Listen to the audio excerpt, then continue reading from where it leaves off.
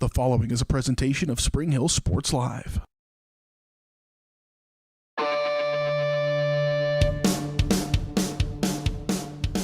It's time for Spring Hill High School Athletics. On your home for the Broncos, Spring Hill Sports Live. Spring Hill Sports Live is presented by Strode Orthodontics, creating beautiful, healthy smiles. Learn more at StrodeOrtho.com. Also by Cedar Lake Village, Comfort Designs Heating and Air Conditioning,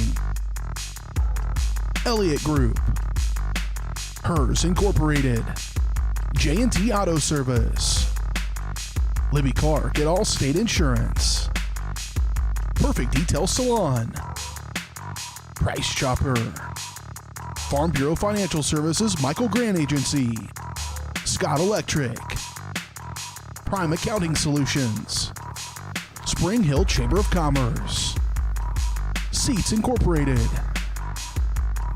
Shoemaker Collision and Paint Center, Spring Hill Recreation Commission, Tony Sidoti Agency Farmers Insurance, Spring Hill Fitness, and Whitesell Optometry Vision Source. 5, 4, 3, 2, 1. It's time for the Broncos, right here on your home for Spring Hill High School Athletics, Spring Hill Sports Live. Good evening and welcome to Paola High School Stadium here in lovely Paola, Kansas. John Washcombe alongside Matt Jones. A little bit of a switch up on the broadcast tonight as BJ Harris, the voice of the Broncos, is otherwise occupied. He's had a bit of a family emergency he has to attend to, but Matt and I are both ready to sit here, ready to fill in and do our best, bring you a great matchup between a couple of standout teams in the Frontier League. Both teams, well, we will pause real quick for the national anthem, and then we'll be right back with more of the pregame show. After this. Flags across our state will fly at half-mast from sunrise to sunset tomorrow in commemoration of this tragic day in American history. Please reflect on our fellow citizens that lost their life in this attack. Celebrate our first responders that ran to help as others fled. Remember that more than 300 of New York's firefighters lost their life in the collapse of the World Trade Center that September day. Everyday Americans became heroes in Pennsylvania and Washington, D.C. as the attack spread. Thank a service member or veteran the next opportunity you get. Our freedom rests on their shoulders. For as much pain and sorrow as this unexpected assault created, at no time in history has our country been more unified as a nation and as a people. Tonight we play our national anthem. I ask that you remember 9/11. Now, performing the Star-Spangled Banner under the direction of Mr. Tim Starks is the pride of Paola Marching Panthers.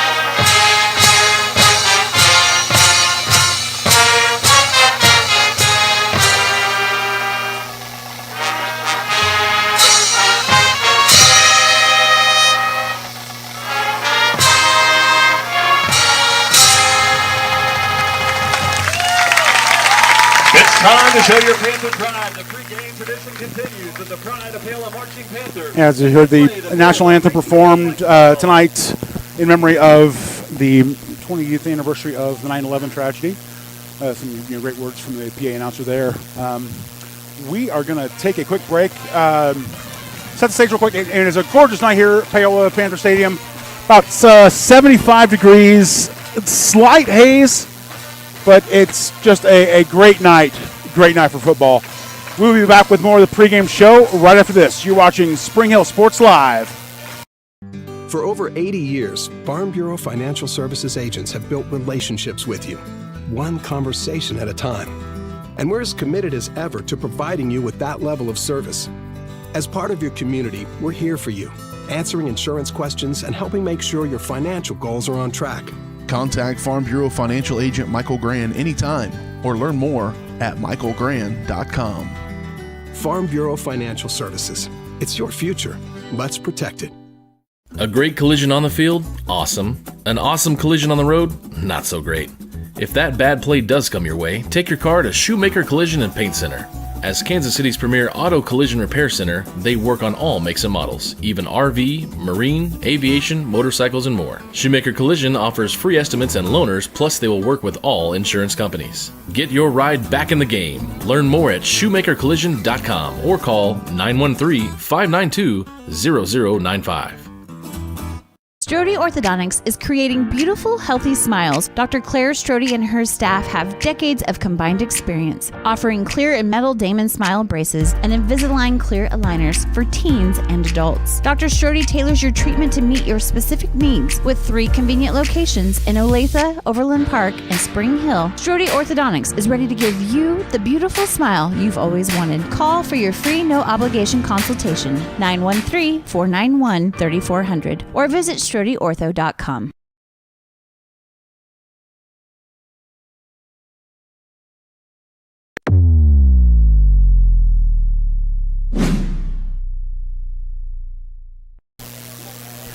Welcome back. Tonight's pregame show is brought to you by Comfort Designs Heating and Air Conditioning.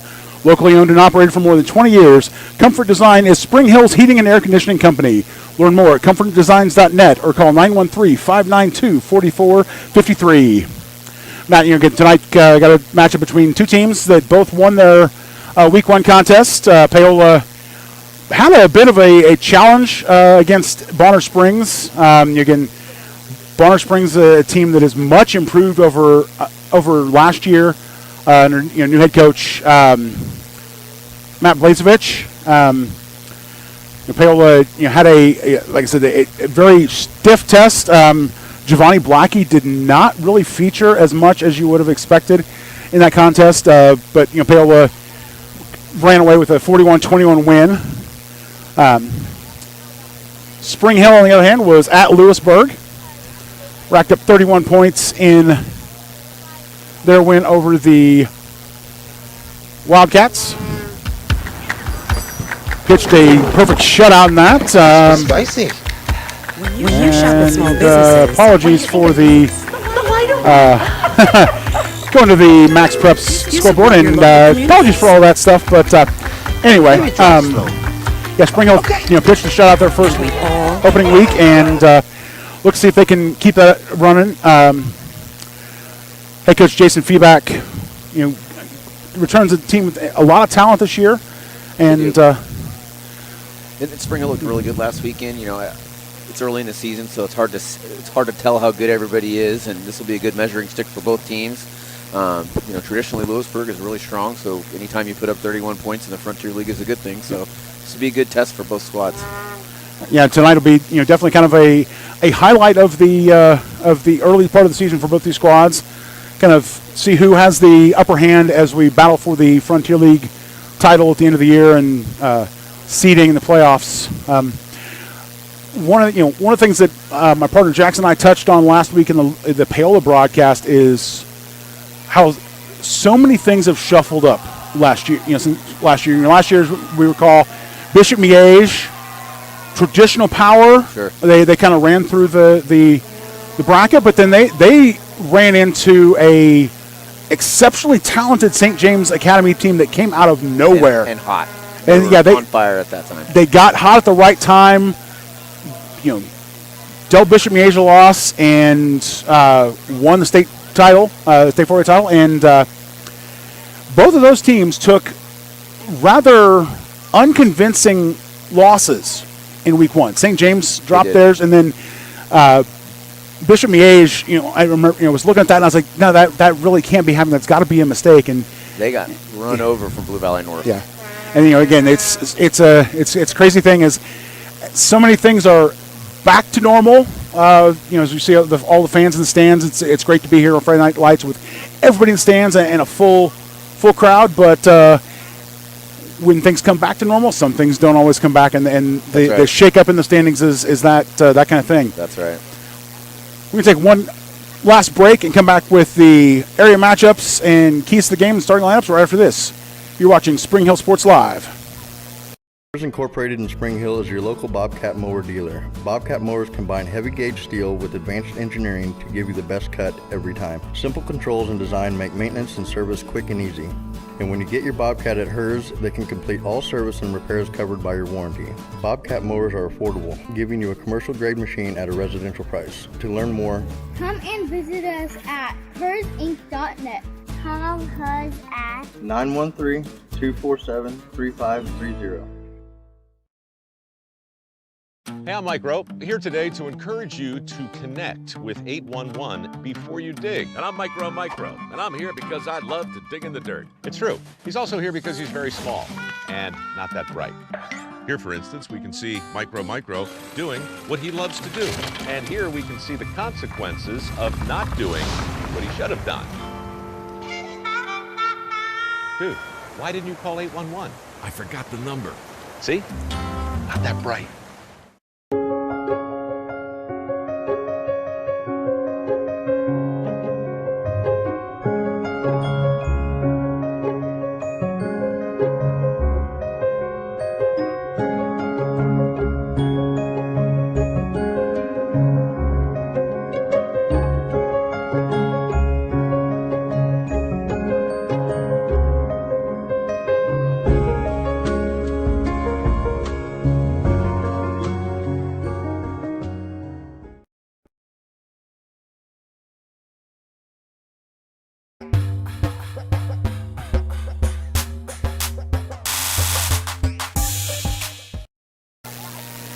Welcome back to Panther Stadium.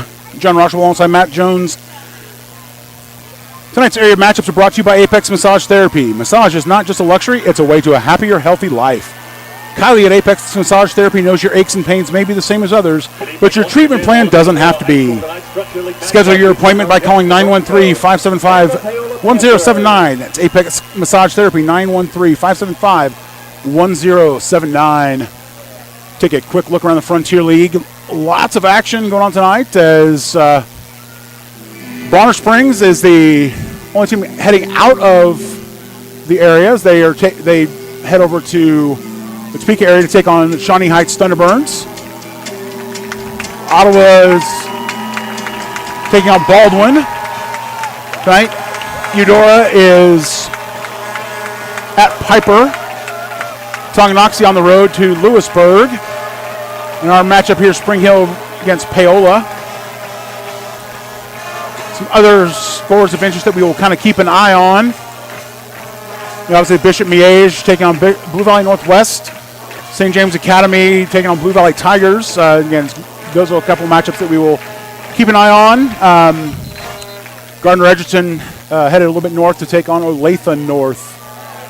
In battle of Shawnee Mission, it's East versus West battle in Shawnee Mission as Shawnee Mission East takes on the Vikings at Shawnee Mission West.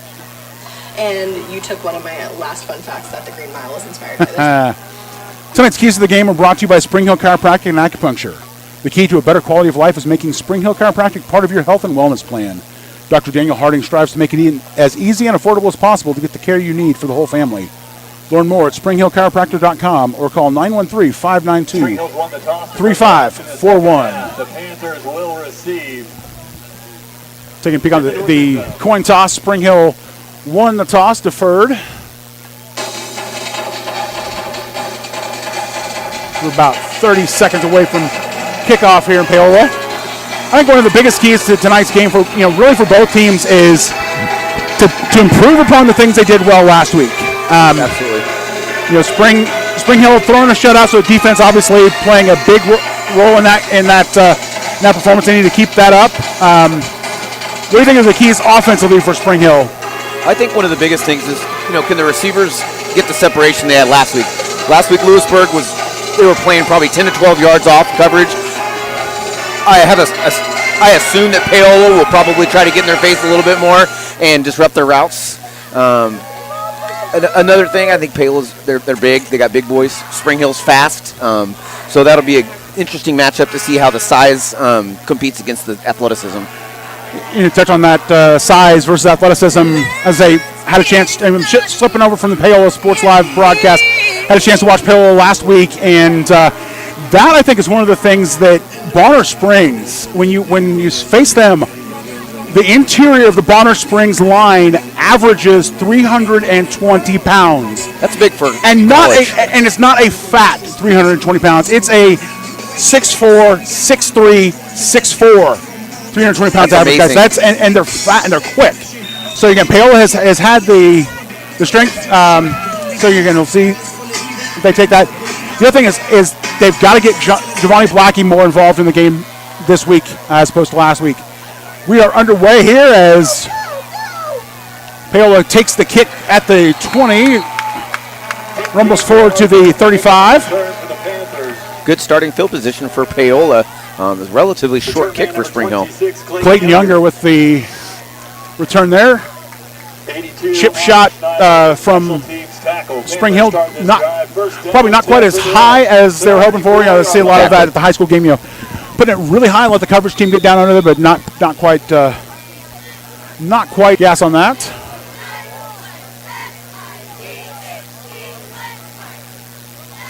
Spring Hill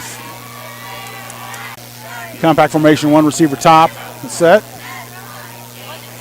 Moala back under center, looking to the wristband. Snap handoff up the middle. Inside handoff goes to the Panthers, number 44, Caden. Not much doing there for Paola. Yeah. Spring Hill did a good job of filling the gaps. Caden Ramey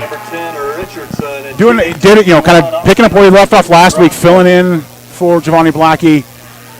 I actually don't even see Blackie on the field yet. Keep an eye, see if we see him on the sideline, but Paola going the one-back set. Tight, one receiver, top of the formation. Spring Hill ends looking to come hard, and again, right up the middle. Great game tackling. RJ Dominic first on the spot there. Caden Remy picks up another 4 yards. Moves out to the 42, 3rd and 3 for Panthers. Definitely manageable for the offense.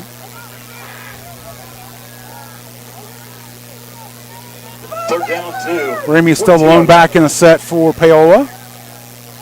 Pitch and gets around the outside and gets first down and then some. Battles his way to midfield before Brandon Richardson brings him down. Picks up the first down of the night for Paola. You know, their line and just the blocking scheme for Paola right now, you know, they're making contact 3 and 4 yards down the field, so they're firing off the ball. Spring Hill's doing a good job. Their assignments are being held up, but as definitely a different set than we saw Paola in last year. It's very compact. You're just one receiver out. You can tell that they're definitely in the run mindset tonight.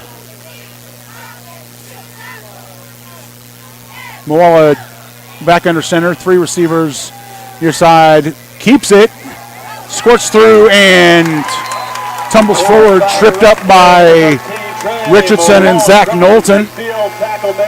One of the few missed tackles that I've seen from Spring Hill so far this year. Last week they were very sound. They're going to have to wrap up, and they're going to have to make sure that they continue to gang tackle on defense.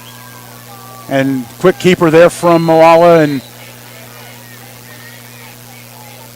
again with the athleticism and the height of Moala. You know, a lot of those times on a quarterback sneak when you've only got 2 yards. Well, he's 6'6", so you just do an early snap, and he just kind of falls forward, and you got that first down. But yeah, that's definitely a plus when you automatically get a yard by falling down forward. Yep.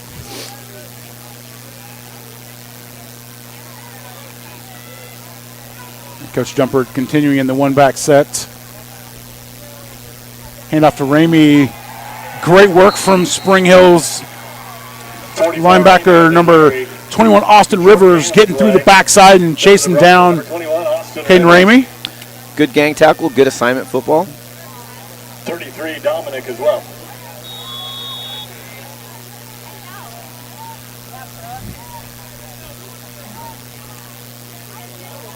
Paola flips the entire offense. Spring Hill defense comes with. Looking to spread it out a little bit more this time. Moala looks to the sidelines. Still single back in the set for the Panthers. Keeper and wrapped up after 4 yards. You know, every time they touch the ball, other than the previous play, they're getting 3 to 4 yards a pop. And, playing with that really compact formation, the offensive line knows their assignments and they're doing the work. And I think the big benefit for Paola is, playing against a much bigger team last week. And so they've got that fired up, and Spring Hill maybe a little bit of more quickness, but certainly not as much bulk. And when you're coming off of a week of playing against a big line, and we've got a false start on the left guard for Paola.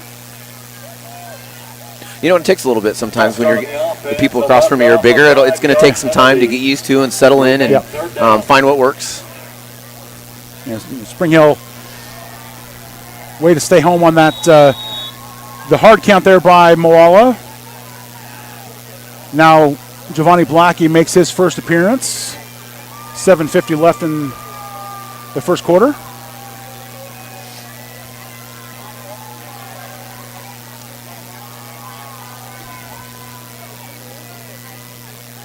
Two backs, two tight end set. One receiver near side of the formation. Play action pass from Moala, picked off by Austin Rivers. He was in the right place at the right time, made a great catch. He was in good position. Honestly, the ball. Great read on that as well. Just yes, absolutely. Spotting, staying home on the play action, keeping Moala honest and forcing the turnover. Spring Hill will start on the 46-yard line with their first possession. Good field position to get going.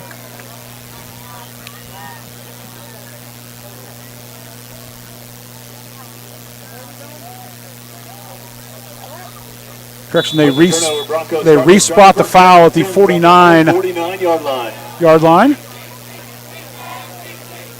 Shotgun set for the Broncos. One receiver either side. Steps up in the pocket, throws deep. Pass ball incomplete. Intended for Cameron Cratchit. Just a little bit short. That's going to be a matchup they're going to come back to because he's definitely got the height advantage out there on the outside. And again, Pankey, had a lot of time in the pocket, stepped up, just threw it a little bit inside. Broncos looking at the sidelines. Graven Pipkin in the backfield. 3 receivers top of the set for the Broncos. Motion as Knowlton comes. Side handoff up the middle and... Same as last week, I think everybody's main goal is to stop Pipkin from getting loose. And they said, if you're going to beat us, you're going to have to throw. Trying to work on the static in our audio. Apologies for that, folks, but trying to see if we can get some of that ironed out. Go forward. Scrambling outside and dangerous throw. Pushed out of bounds. Looks like he was able to get the ball away there. Brings up injured fourth player down. over there in the Paola secondary.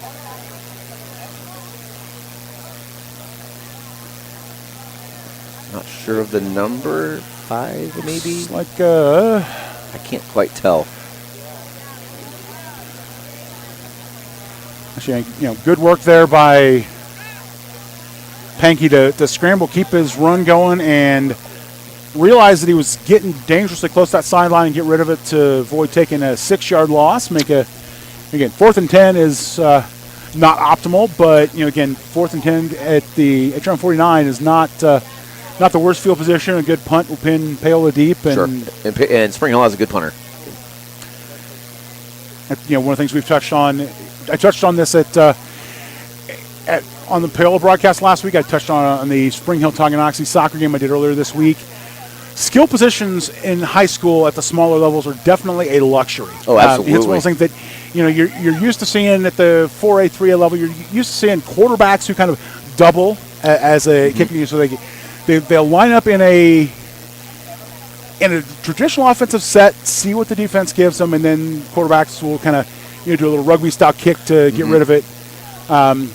Spring Hill with the opportunity to have a punter that can put the ball where he wants. Absolutely. And pin and gives him a really big field position advantage. Totally agree. I think the influence of soccer, and it's over the last probably 10-15 years.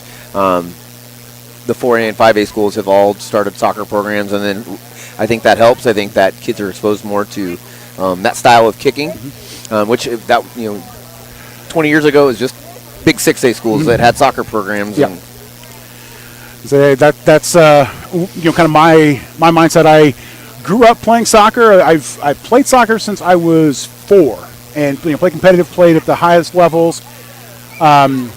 Switched over my sophomore year. After my sophomore year, played JV. Realized that I had forgotten more about coaching soccer than either the varsity or JV coach knew. And again, this was the early '90s, so that's to be expected. Sure. And the football coach that came up to me and said, "Hey, would you come out and give it a shot being our kicker?" And I'm like, "Yeah, sure, why not?"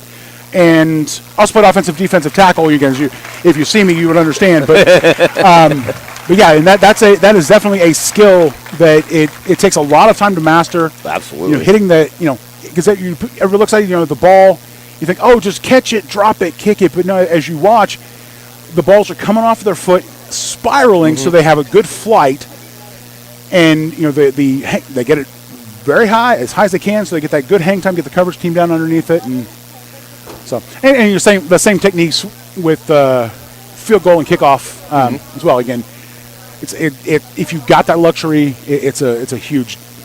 It could be a game changer. I mean, if you can kick a field goal in high school football, that's a huge plus. Or for that matter, make all your extra points. That's kind of one of the things that we ran into last week with Bonner Springs. Is they missed one of their extra points, and we got a high snap. See if they're able to get away with it, and gets tripped up, and seems like he might have been able to get it away quick, but I'm not the one running from the defenders, so so you've got 42, Gus Wright. Again, not a big man, but 5'6", 165. No, he's Gus Wright coming right down your throat, and again, Gabe Elliott does the smart thing and says, "No, I'm going to eat that one. Let the defense have it." Because worst case scenario, he tries to kick it, get away, it's blocked, picked up run it for back. touch.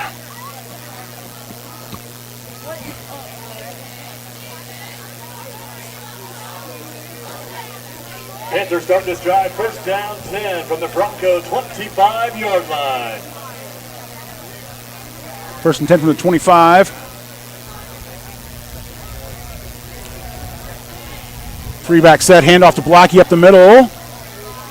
And he gets absolutely wrapped up at the line of scrimmage, able to get 2 yards on forward progress. Great pursuit by the defense. Number 16, strung him out wide and had the rest of the defenders able to help him out. Going back to the high snap, that was one thing last week that did not happen to Spring Hill. So we'll see how they can deal with some sort of adversity. They didn't have any last week, so this will be a gut check and see how they respond. Three-back set again for Paola. Moala under center, one receiver near side. Play action pass again, dumps it in the screen. Great tackle there by Austin Rivers. Very safe pass for Paola, especially after the interception. That's probably something smart to go to. But it was well covered by the Spring Hill defense. Rivers with great pursuit angles there, making sure to keep Really keep just the man good tackling for him. Just keep the man up. Keep him safe, and then hit wrap up and fundamentals. 2 backs in the backfield. 2 tight ends right side. A lot of pre-snap shifting. Hand off to Blackie. He finds a hole. It's forward into the right at the 20-yard line. Four down territory.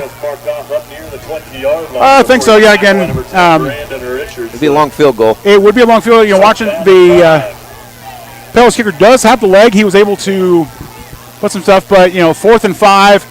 Giovanni Blackie has come back into the game, and they've kind of found a little bit of a rhythm. Mm-hmm. Back to that compact set. 2 tight ends right. And Moala with the keeper there, and he's going to get the first down. Chased out of bounds by Garrett Bauer and Carter Mead. That was well blocked. Just got right around the corner. And like we said, again, he just falls forward. Great seal block there by the 2 tight ends for Paola.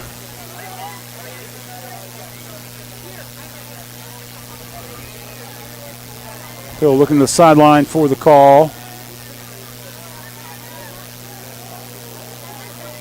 I formation, 1 receiver near side, 2 tight ends right. Handoff to Ramey, and he bulldozes his way forward for 7 yards. Keeps his feet moving, keeping that engine running, and just, again, great work by Richardson to hang on, but Ramey just keeping those legs moving. And he broke probably 3 tackles before Spring Hill was able to get some help. Second down and 3. They're going to have to gang tackles. Receiver near side. Hard count. Spring Hill looks at the sideline, checks. Play clocks are off tonight as in pregame we found, and that's a busted play there. Miscommunication as Ramey was, Moala was looking for Ramey. Ramey was already through the line of scrimmage, and Moala was like, well, okay. Lost it to 3rd and 5. Panthers still have room to get a first down. Definitely 4 down territory now. You're getting 10 yards from goal line. You've been having success. Just basically running right at them.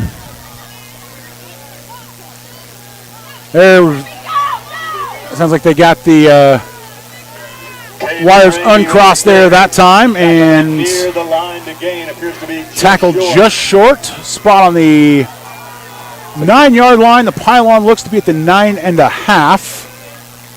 Appears that he got it. And they plunge forward. Moala again taking that big 6'6" frame and get the good surge from the offensive line, and then they didn't even need to look at coach. They knew. Yep.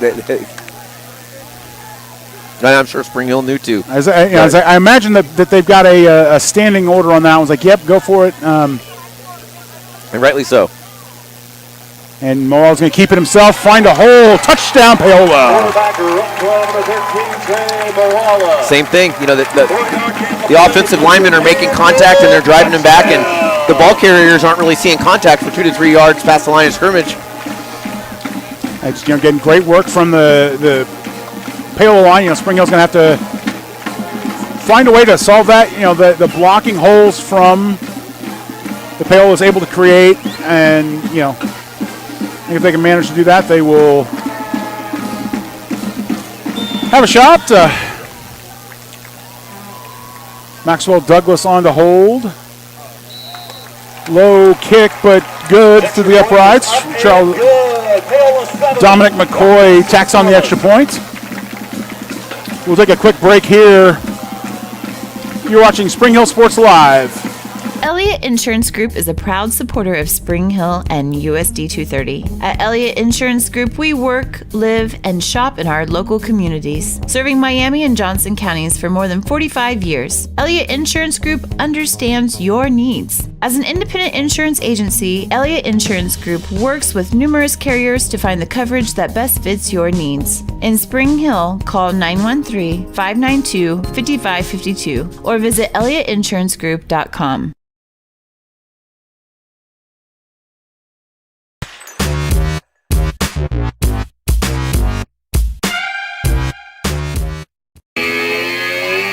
Welcome back to Panther Stadium. John Roshko alongside Matt Jones bringing you Spring Hill Sports Live broadcast. Filling in for BJ Harris. Had a family situation and was unable to be here tonight, but never fear. The Harris Media Services crew has a deep bench, and can't say the same for our technical difficulties. Again, sorry about the scoreboard. Got to tape the side of the press box, and it's a little bit fidgety, so we're going to keep an eye on that for you, but we'll definitely make sure to keep you apprised of the score. Dominic McCoy set the kick.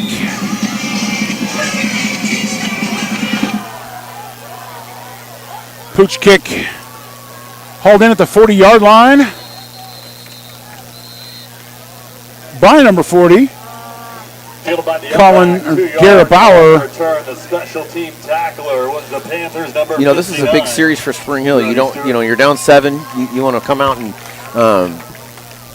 at the very least, try to get 3 out of it. But you don't want to give Hill the ball back right away because of the way they're moving the ball and the way they're handling the line of scrimmage.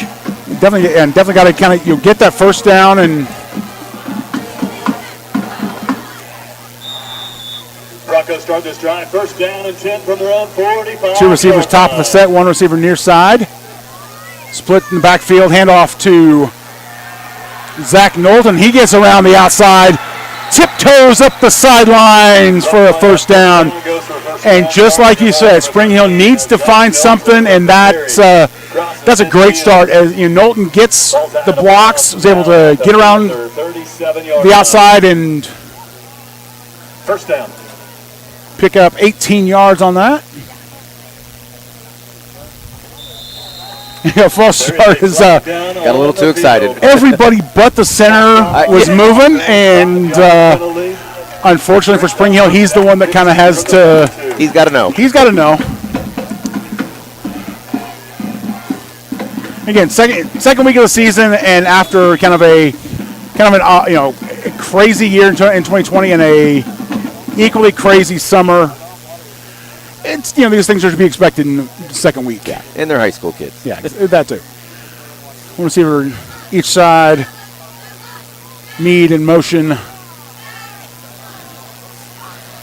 Caught at the 30. 10, 5. Touchdown Broncos! 2-yard. Great pitch and catch. Had the inside step on the defender and just outraced him all the way down the sideline. Little stiff arm there at the 20 and hit the gas. What a good job staying in bounds. I thought he was going to go out of bounds, and I kind of held off a little bit because I saw it, and then I saw the side judge on this side going, and I was like, okay, is he? And there he goes. Great balance. Great answer by Spring Hill for.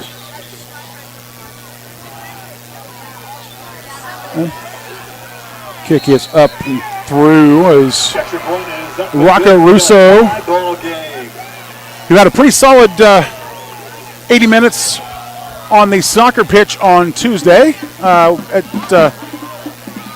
Tonganoxie. Had the assist on the game-winning goal for the Broncos. Busy young man. Yes, he is. Again, the kicker, as we talked about the soccer exposure and have that, looking through the roster, I see a couple of names that I recognize from the soccer pitch, Otto Flack and, of course, obviously Rocco. But, again, great response there from Spring Hill as they just, again, put their heads down and shook off the bad punch, shook off the touchdown. They did. Like I said, they didn't have adversity last weekend, and dealing with it now, and even after they had the great run, they had a penalty that set them back. So.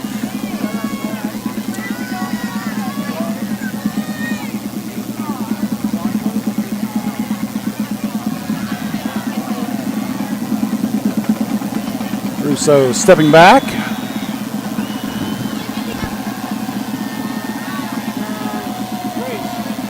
Takes an off run up and another high kick. High, end over end. Caught at the 15-yard line. Decent coverage for Spring Hill. Little rugby maul there by Paola to roll out to the 30-yard line for a 15-yard return. Clayton Younger on that. Now we'll see how the Spring Hill defense responds. Obviously, Paola's probably going to give them a dose of the same thing that worked. They're going to plow right into them. Can Spring Hill start making some penetration on the line of scrimmage? Maybe they need to see some stunts. Get creative up there so they can get through the line of scrimmage.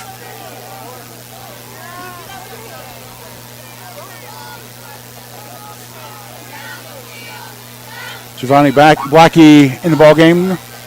Shifts out to slot position. Play action. Moala tucks it. Hit the line of scrimmage. Still gained yards. Not wrapped up, and Quarterback run play number 13. Brandon Richardson able to bring Moala down after Garrett Bauer had the first contact. I think Garrett Bauer, kind of needs to just, check up a little bit more, wrap that form tackle up, and like I said, the more guys that Spring Hill can have on the ball carrier, the better. Because Paola's big, they're strong.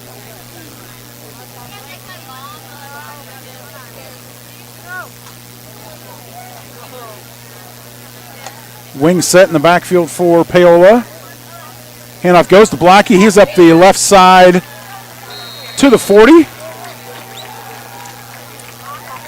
First down.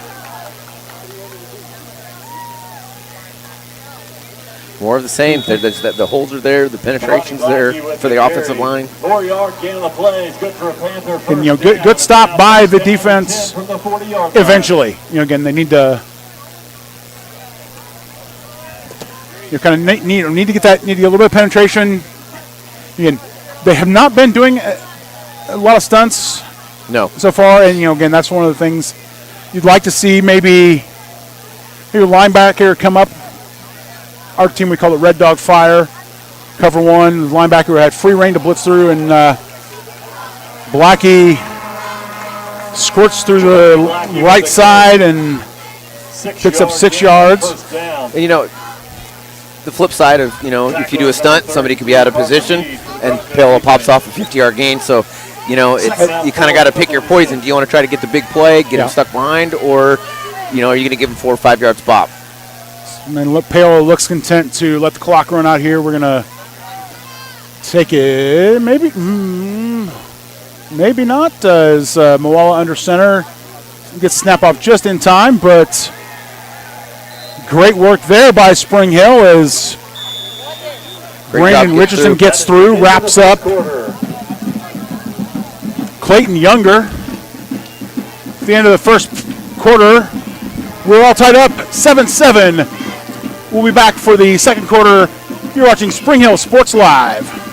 Are you looking for a trusted heating or air conditioning contractor in the Spring Hill area? Look no further than Comfort Designs. Comfort Designs Heating and Air Conditioning has 100% NATE certified technicians who are friendly, knowledgeable, and ready to help. They'll care for your home and complete the job with speed and precision. Locally owned and operated for more than 20 years. Comfort Designs, Spring Hill's heating and air conditioning company. See all they have to offer at comfortdesigns.net or schedule your appointment at 913-592-4453.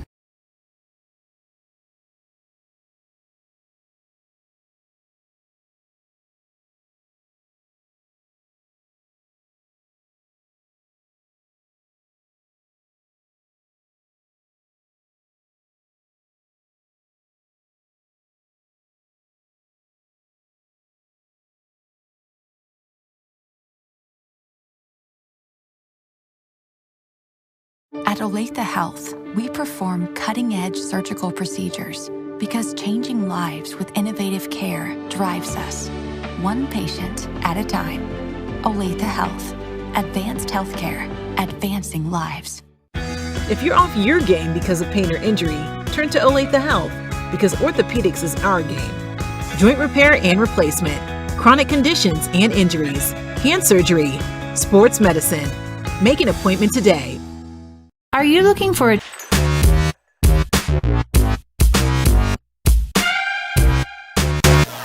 Big third down. Welcome back. Matt Jones alongside John Rochko alongside Matt Jones. As Matt said, big third down play, and Paola able to squirt through as Caden Ramey back on the ball. Able to get across midfield to the 49-yard line. 5-yard gain on the play. That's good for the Panthers. We were talking about before the break, again, when is the right time to for the linebackers and the interior line to start, throwing those stunts and kind of throwing. Get creative.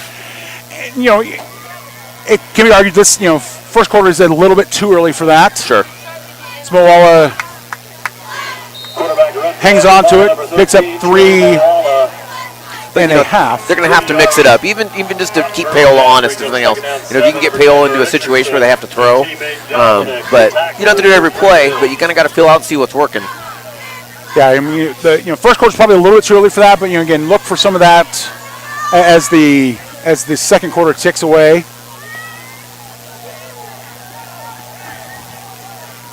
Two-back set for the Panthers.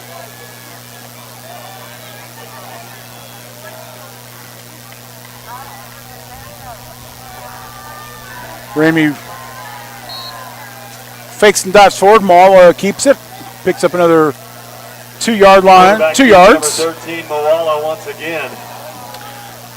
Paola, what they do it really, really well. It's vanilla, but, they line up and they hit you in the mouth. It works. It's the old cliche is the irresistible force and the unmovable object. Which one is it going to be? And in this case, the Paola line is definitely playing the irresistible force role tonight. That's for sure. Two-back set is Gus Wright in the tailback. Caden Ramey takes it up the middle. Great stop there by Spring Hill as Hayden Hoover staying home, picks up the tackles on the bottom of the pile there. It's be an interesting call here, because they got a decent amount to go for fourth down, but they've been getting 3 and 4 yards a pop. And do they want to give it back to Spring Hill, who scored in less than a minute? Yeah, Clayton Younger checking in. Gus Wright. Ramey with getting a breather on the side, one with Giovanni Blackie. Ramey drops back. Broken up by... You know who they're going to call that on? That was a fairly rough tackle by Broncos, but... I'm going to go that it's likely to be on Logan Newkirk for Paola, because, He shoved, he swatted at him, and he retaliated. And Meade was there, again, a little bit after the ball was away, but he was in motion before the ball got there. He was making a good, clean hit. And I don't know that I think he might have thought he caught the ball. Yeah, because the way he tackled him, he's trying to rip him back. So. Yeah, I mean, as you're trying to look through the guy, you're not sure, but then go through and then.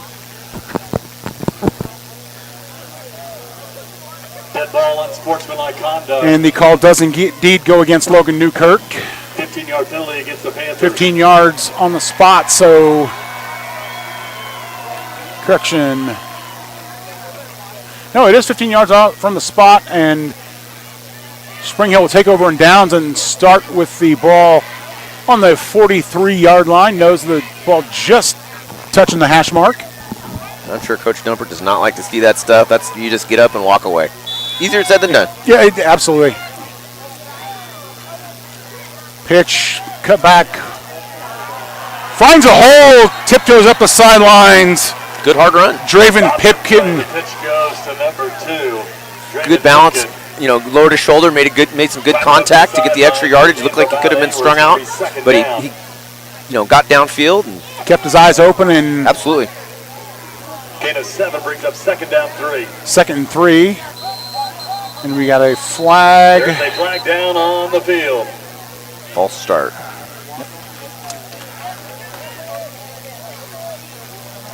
So that'll take the Broncos back 5. Broncos trying to go with a little bit of up-tempo there and bites them. They weren't quite ready for their up-tempo.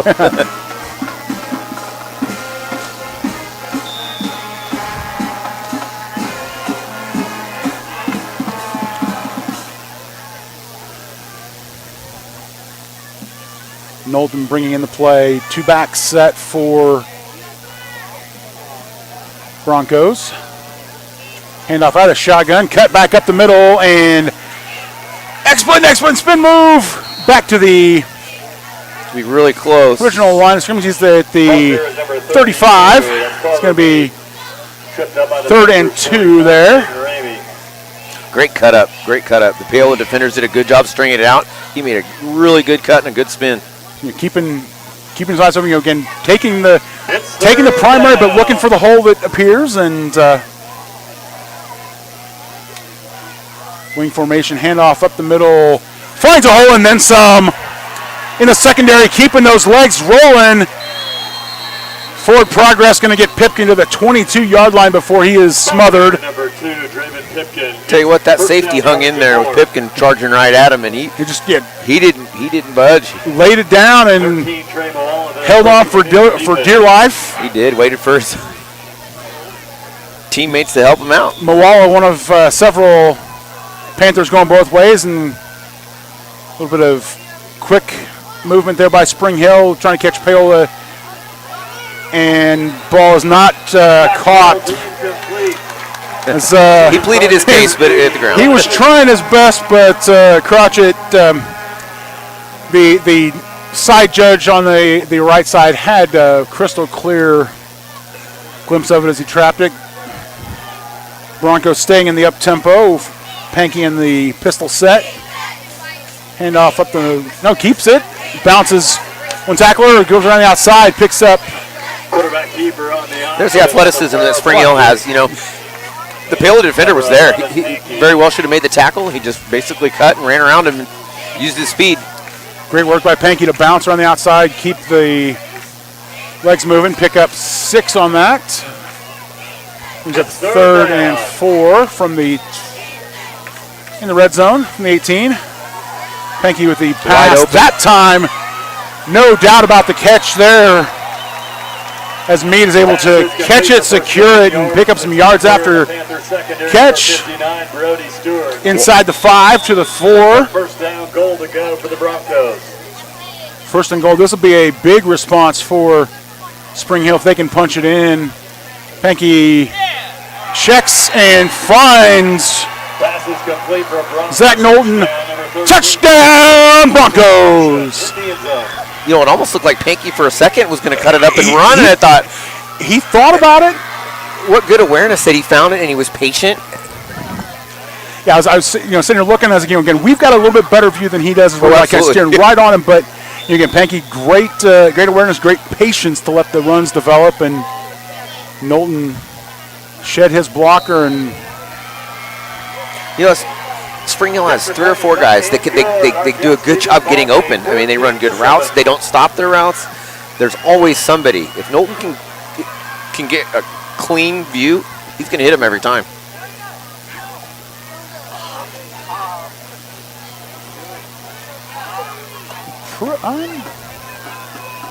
Scoreboard has not caught up with this. I'm pretty sure that went through, but no, there we go.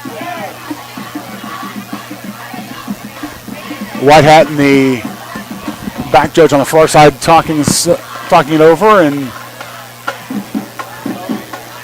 not sure if that was what the press box crew was waiting for, but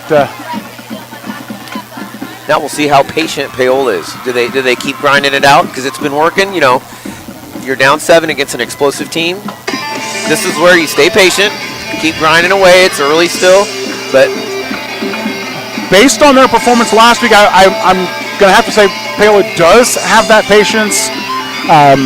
Again, Bonner Springs definitely played a lot closer to Paola than I think anybody was expecting. But again, Paola was eventually able to just kind of wear them down.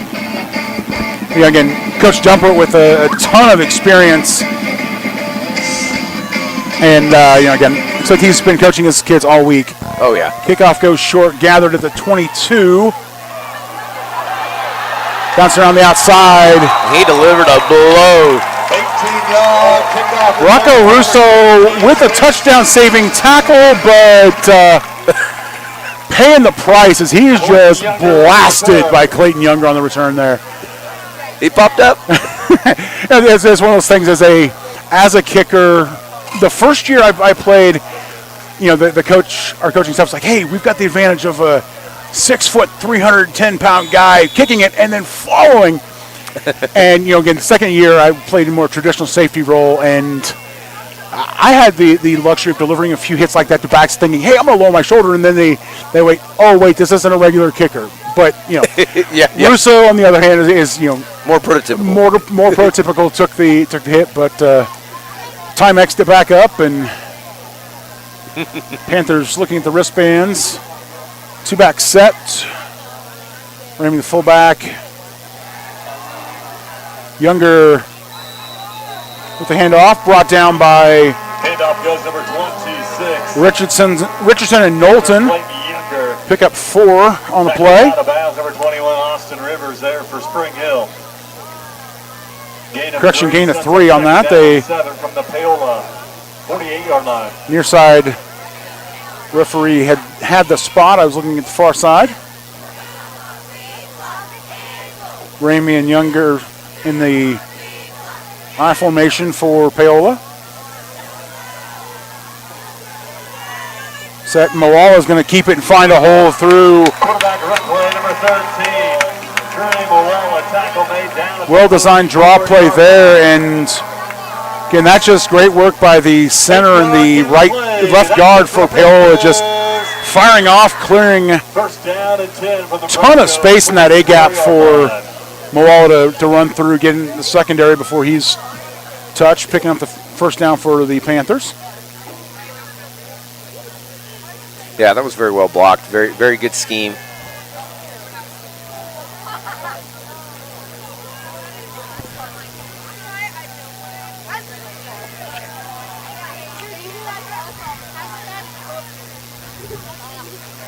Little keeper. About 3 or 4 yards on that keeper again. Number 13, Trey Moala once again tripped up down to 21. Mark off a gain of about 3. Thought I saw a flag flying in there at the last second, but no, it's...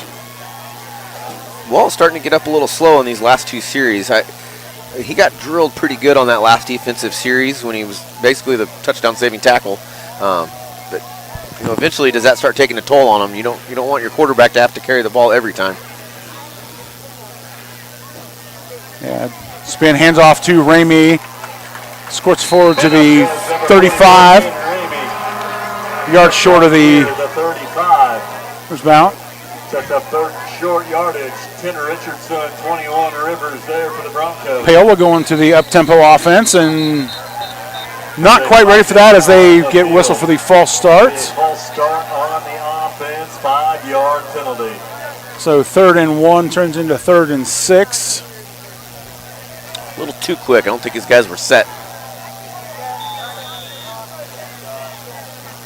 Kind of surprised to see Paola go to the hurry up on that. Again, 5.5 minutes left. Step up the line, throw a hard count in, try and get the defense, and then just pick it up. But again, Coach Jumper trying to get the trying to catch him off guard. Trying to catch him off guard. Yeah, not quite working.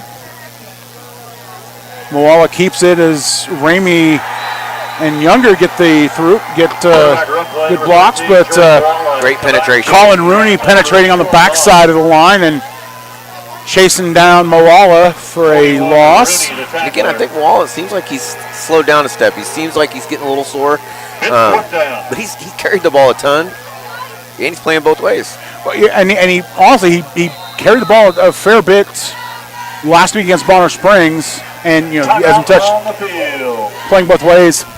We've got a timeout. We're going to take it with him here. You're watching Spring Hill Football on Spring Hill Sports Live.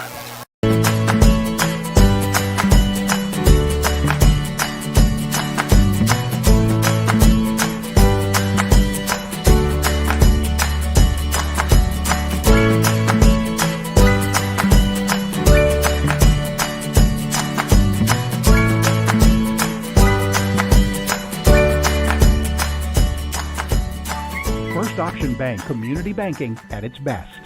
Member FDIC, equal housing lender.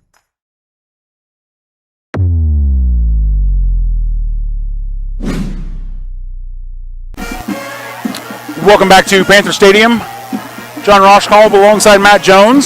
Spring Hill defense has bent but not broken on this drive as Paola picked up a few big plays, but Spring Hill is able to knock them back 3 yards and force a punt.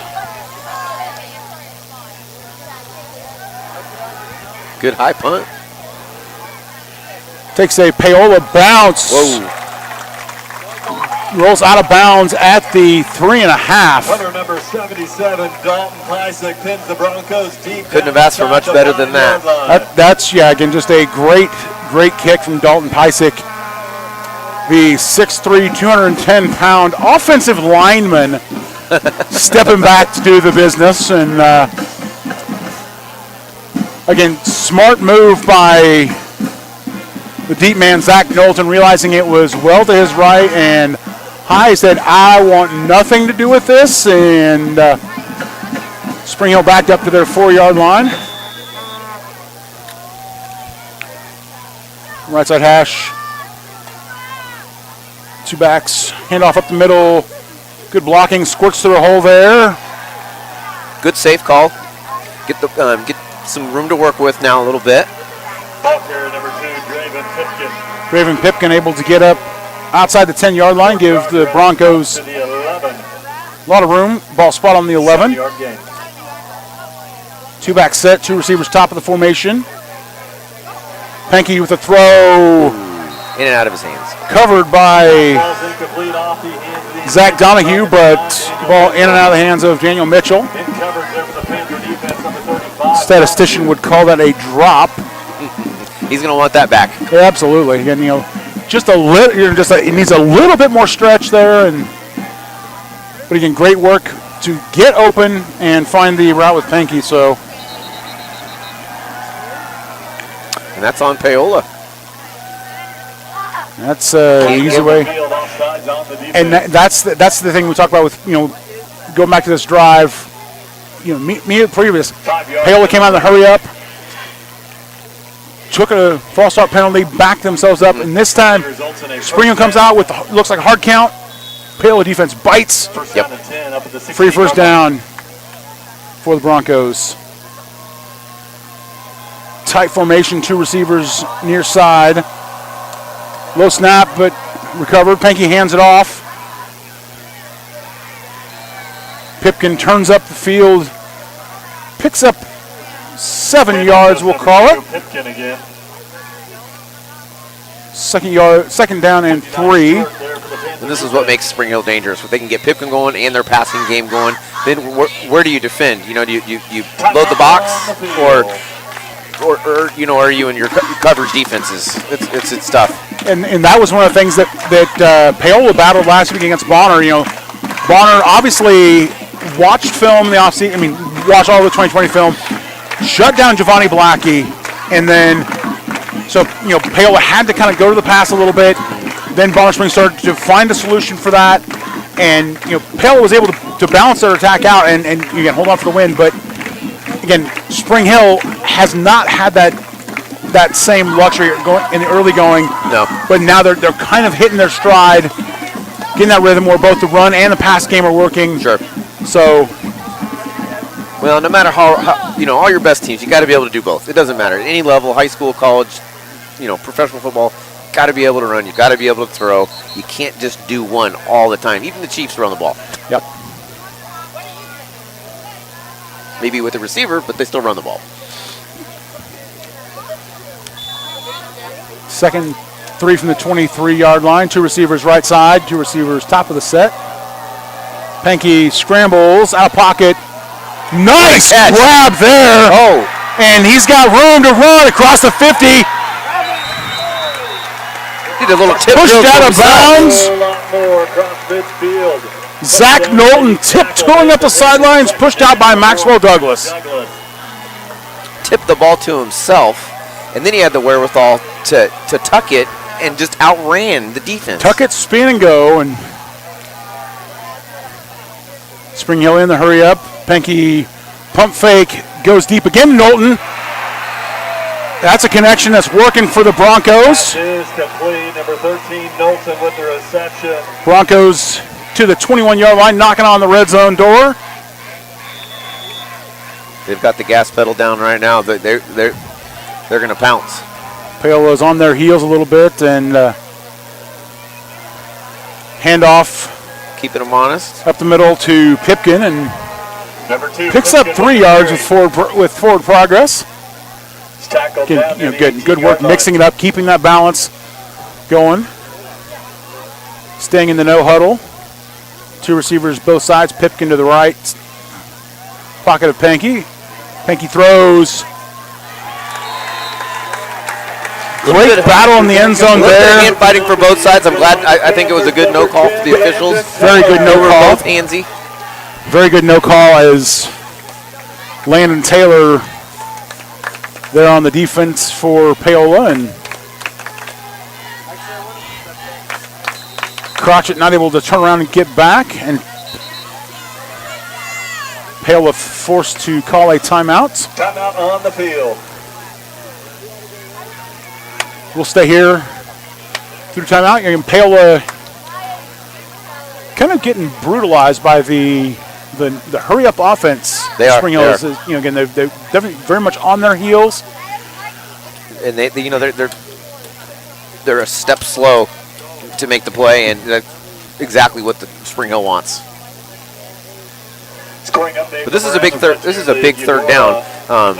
Spring Hill can, put it in a score in this series and go into half with a pretty comfortable lead. But Hill is only down 7. I mean, yeah. Inside of 3 minutes remaining in the first half.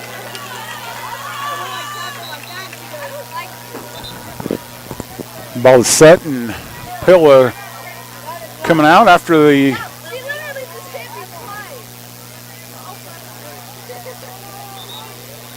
brief talk. Whistle beckons Spring Hill on back to the line of scrimmage, and they're in no hurry to do so. Definitely want to keep control of the momentum. Tight formation, 2 receivers in the slot. Right side. Referees roll the play clock. Motion, handoff, around the outside.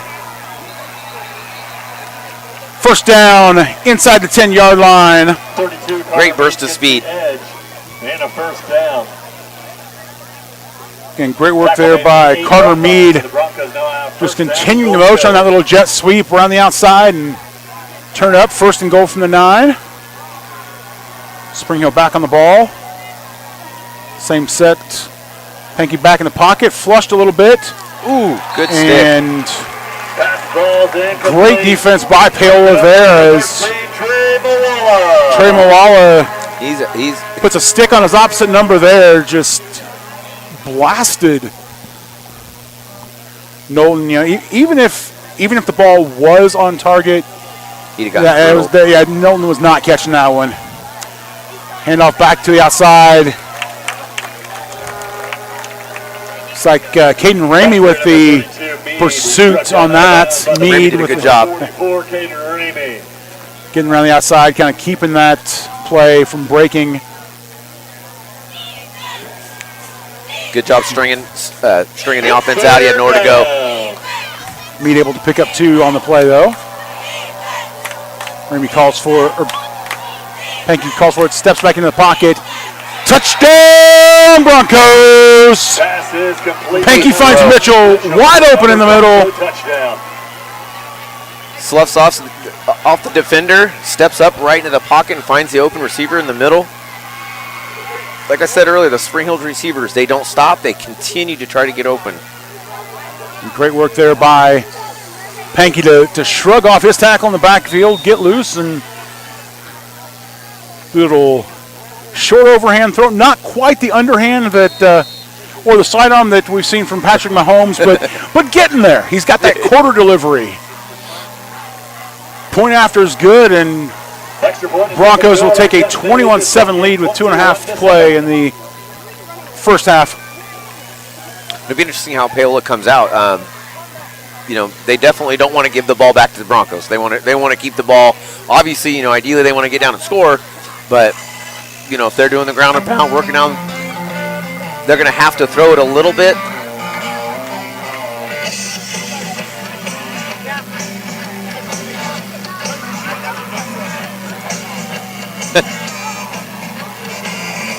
some of the Paola fans sitting in front of us as we're in kind of a different position from normal. The press box is a little bit crowded, so we are sitting in the top row of the Paola section. Gorgeous, absolutely gorgeous Chamber of Commerce night to do this. So again, don't mind if I do.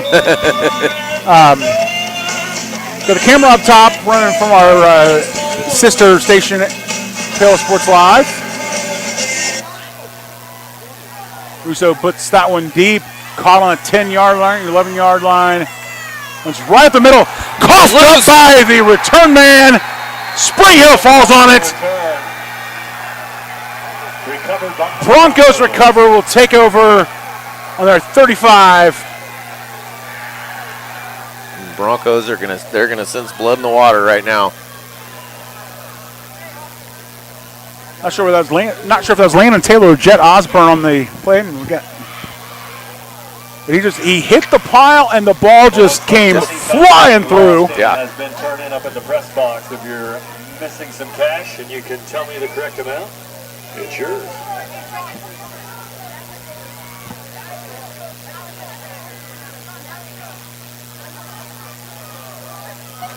Empty backfield for Spring Hill as two receivers split either side. One man in the slot for Pankey. Steps back, steps into the pocket, goes deep. Caught. Great catch. Backhand twisting catch by Mitchell. Just the concentration of the receivers the defender couldn't have done anything else. His hand was, he played that textbook coverage. Well, and I think it helps that, Pankey throws just behind his receiver, so sees the coverage. You know, one thing we noticed last week, he throws it to where only his man can get it. It's a safe throw. Was number 2, Pipkin. Pipkin Tackle made picks up 5 through the middle there, keeping the drive rolling. And how about that response from Spring Hill on the turnover, coming out, taking a shot. Just keeping it hammered down. Again, they got nothing to lose there. There's the jet sweep. Knowlton gets around. Close to a first down. Dives forward, and near side spot suggests a first down. We'll see. Far side official moves the chains. Pylon at the 5. Line of scrimmage at the 5. Pylon the line to gain for Spring Hill, and see if the Broncos can punch it in here. Pipkin in the backfield, 2 receivers either side for Pankey. Handoff to Pipkin.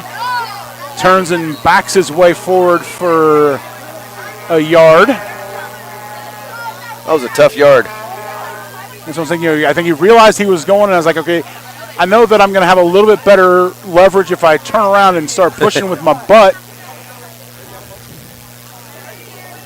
Again, putting that summer work in the weight room, putting the squats to use there. Also protecting the ball, again, keeping Paola from punching it out. Little bubble screen out to Pipkin, and there he picks it up across the goal line. Touchdown, Broncos! It's a good call. That's something we haven't seen yet this year from Pipkin. We've seen the bubble screen with some of the receivers out of the backfield, but that's something we haven't seen with him. Hey, just finding him in the flat, and he had a one man to beat, and let him work. Had was able to just kind of pick and choose which way he went, and Russo's extra point is up and good. Extra point is up and 4 unanswered touchdowns, 28 points thrown up by Spring Hill. Some of it was, capitalizing on Paola's mistakes, obviously, but you gotta capitalize on those mistakes, and their offense has been it's a machine, and it's been humming along. But the thing, we definitely capitalize on the mistake, but to be able to capitalize on those mistakes, you have to have the ability to execute. Absolutely. And Spring Hill shook off the kind of a slow start, and they've been executing all second quarter long. Yep, and on defense too. We haven't really, we've been talking about the offense, but the defense settled down, and while they're like you said earlier, it's still kind of a bend but don't break. They know that they're going to get 3 to 4 yards, but their athletes are making plays. They're in the right spot. They're putting Paola in tough situations. And, on the defense, if they can, turn that Paola getting 3 to 4 yards into them getting 2 to 3 yards per possession, that's taking a 12-yard series into a somewhere between 7 and 9. Yep. And leaving a 3rd and short as opposed to an easy touch. Russo's kick high, grabbed on the run at the 18-yard line. Ball protected much better by the Paola return man. I assume Paola would be content to go into half, but we'll see. Landon Taylor with it. We'll see. 28.3 seconds left on the clock. Special teams tackler number 31, Noah Anderton. Last week there was a situation like this just before the half, and you thought Coach Jumpert was content to go into the half, but no, he called a timeout to have a little coachable moment with his squad, and then ran a play, and then took a knee. Looks like Paola's going to try a shot here. Able to get around the outside. Ramey able to get around the outside, but knocked out of bounds. Good position by Carter Mead there. Great positional tackle there by Mead. 18-yard gain on the play. 18-yard pickup from Ramey. Now they're in a manageable area, on the short side of the field. I think Coach Dummer, not desperate, but bordering on to get, something on the board. Well, it's a message to his guys too, saying, "Hey, we're not going to go up. We're not going to fold right now." Moala with a play-action pass, throws just a little bit in front of Logan Newkirk. Target number 2, Logan Newkirk. Been great work from Newkirk there to get around his defenders low, and then he had a step or two. Just Moala just a little bit too much on that.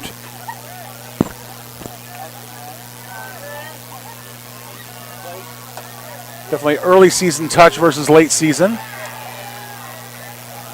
Pitch to Ramey, cuts back, and he's able to dive forward, gets to the 41-yard line.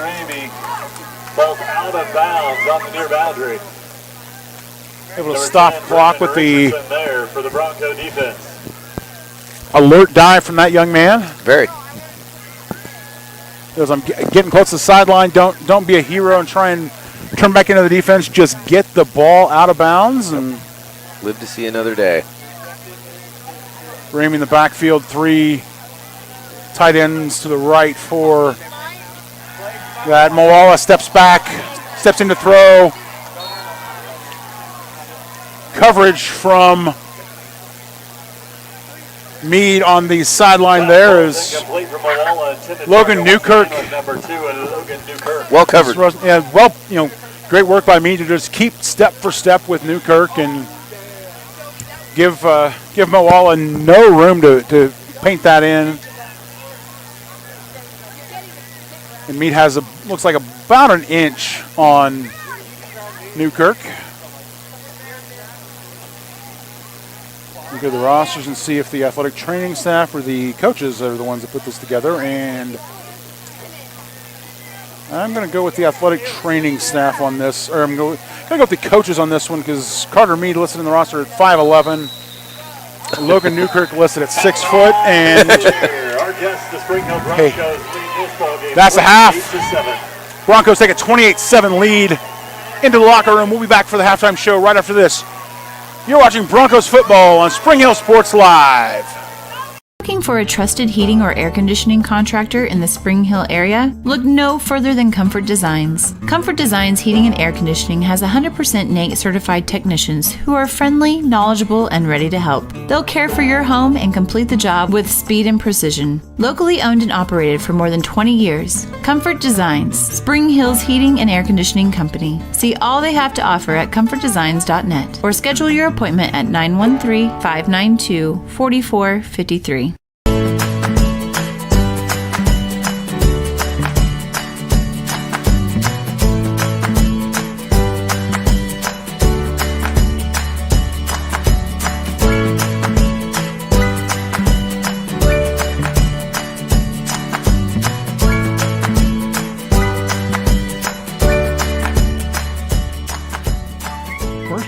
Bank community banking at its best. Member FDIC, equal housing lender. Everybody can make something, because I think everyone has a spark of creativity, and the reason that I have to keep making is because I don't think my life would be as fulfilling without it. If you make things yourself, that means you're not cowering in fear. You're out there taking chances. That, I think, is my way of saying I love you to the world. All right, now I want to hear why you make. Share your own Why I Make story today. Visit whyimake.org. The industry's most advanced equipment and training, state-of-the-art diagnostic tools, and the small-town friendly service you expect. That's J&T Auto Service in Spring Hill. Eliminate the veil of uncertainty with J&T Auto's digital diagnostic process. This unique service ensures transparency, clear communication, and documentation, allowing for a quick and complete repair. To learn more or to schedule an appointment, call 913-592-6424. You can also visit jtautoinc.com.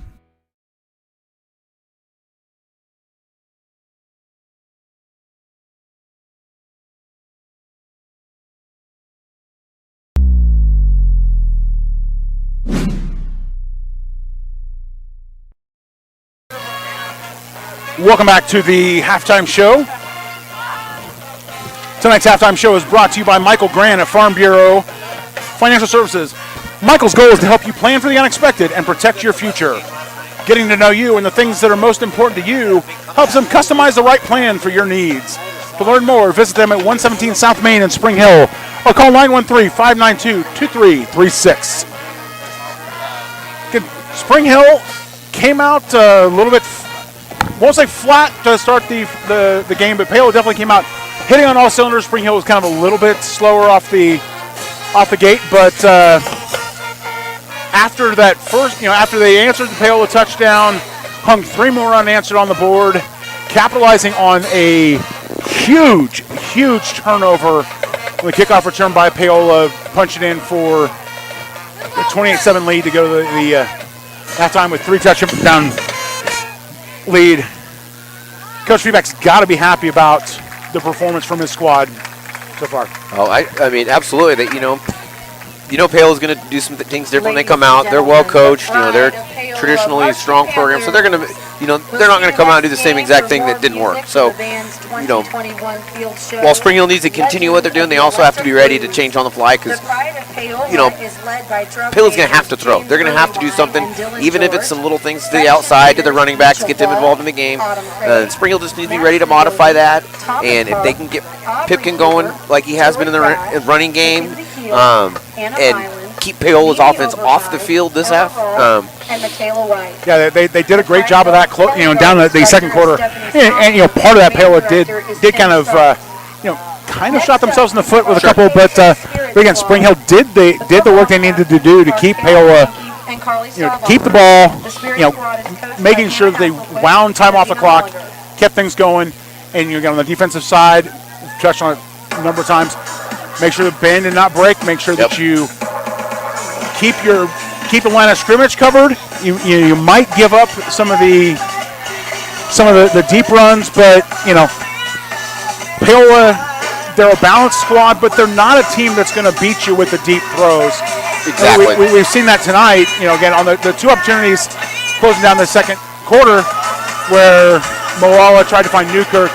One on the far right side there was covered, and the second, as we, the last play of the half, as Newkirk was just kept step for step with the Spring Hill defender. Yep. And Spring Hill's D-backs are really good. They're like we said earlier, they're athletic and they're very disciplined, and defensive wide they're disciplined. Like we were talking about earlier. When does Spring Hill start doing some stunts? And I think looking back, it's probably good that they didn't do a lot because they're staying in position, they're where they need to be, and we're fine giving up 3 yards here and there. We're fine giving up a little 12-yard quick burst, but they're not giving up 30. Yeah. Hey, again, good thing Coach Feeback didn't listen to me when I was saying now it might be the time to pull the trigger. Throw a couple of linebacker blitzes in there, throw a a couple of crossover stunts, but again, defense just played base, kind of stepped it up, kind of did what they needed to do, and finally was able to solve that Paola offensive line. So take one more break here, and we'll be back with the area matchups and the Chamber Connection. You're watching Spring Hill Sports Live from Panther Stadium. Weitzel Optometry Vision Source has been the leader in optometry services and vision care in Spring Hill for more than 20 years. Weitzel Optometry offers comprehensive eye care, as well as the latest, most popular lenses and frames for Spring Hill and the surrounding communities. Experience modern eye care with advanced diagnostic technology and vision correction products. And with the experience of Doctors Weitzel and Bloodgood, you're sure to see the results you're looking for. To schedule your appointment, call Weitzel Optometry Vision Source at 913-592-2020. At Olathe Health, we perform cutting-edge surgical procedures because changing lives with innovative care drives us, one patient at a time. Olathe Health. Advanced healthcare. Advancing lives. If you're off your game because of pain or injury, turn to Olathe Health because orthopedics is our game. Joint repair and replacement, chronic conditions and injuries, hand surgery, sports medicine. Make an appointment today. Pinky Plumbing in Spring Hill is a proud supporter of Bronco Athletics. Keeping your plumbing system in good shape can do wonders for your property's value and lifespan. Get exceptional plumbing services when you hire the plumbing specialist at Pinky Plumbing. At Pinky Plumbing, they take pride in their work and guarantee the best plumbing services in the shortest time possible at the most reasonable price. To learn more, give them a call at 913-568-8201 or visit pinkyplumbing.com. Go Broncos! Hi, I'm Dr. Aaron Stowe with Paola Veterinary Clinic. We'd like to thank you for trusting us with the care of your pets and large animals. At Paola Vet Clinic, we're proud to be your hometown vets who know and care about your family. Coming soon, a new location here in Paola in the industrial park with cattle hauling and boarding and grooming. With 24-hour emergency services and 3 other locations in Lewisburg, Drexel, and Martin City, and a team of 11 veterinarians, our commitment to this community makes Paola Vet Clinic the vets you can trust. Prime Accounting Solutions in Spring Hill is here to help you and your business grow. From accounting services to tax planning, Prime Accounting is here to help you meet your goals and achieve your dreams. The accountants at Prime Accounting Solutions stay up to date on the latest news and information, ensuring the best options, services, and returns for you. Give Prime Accounting Solutions a call at 913-592-2050. Visit them at 408 North Webster in Spring Hill or go online to primeaccounting.net.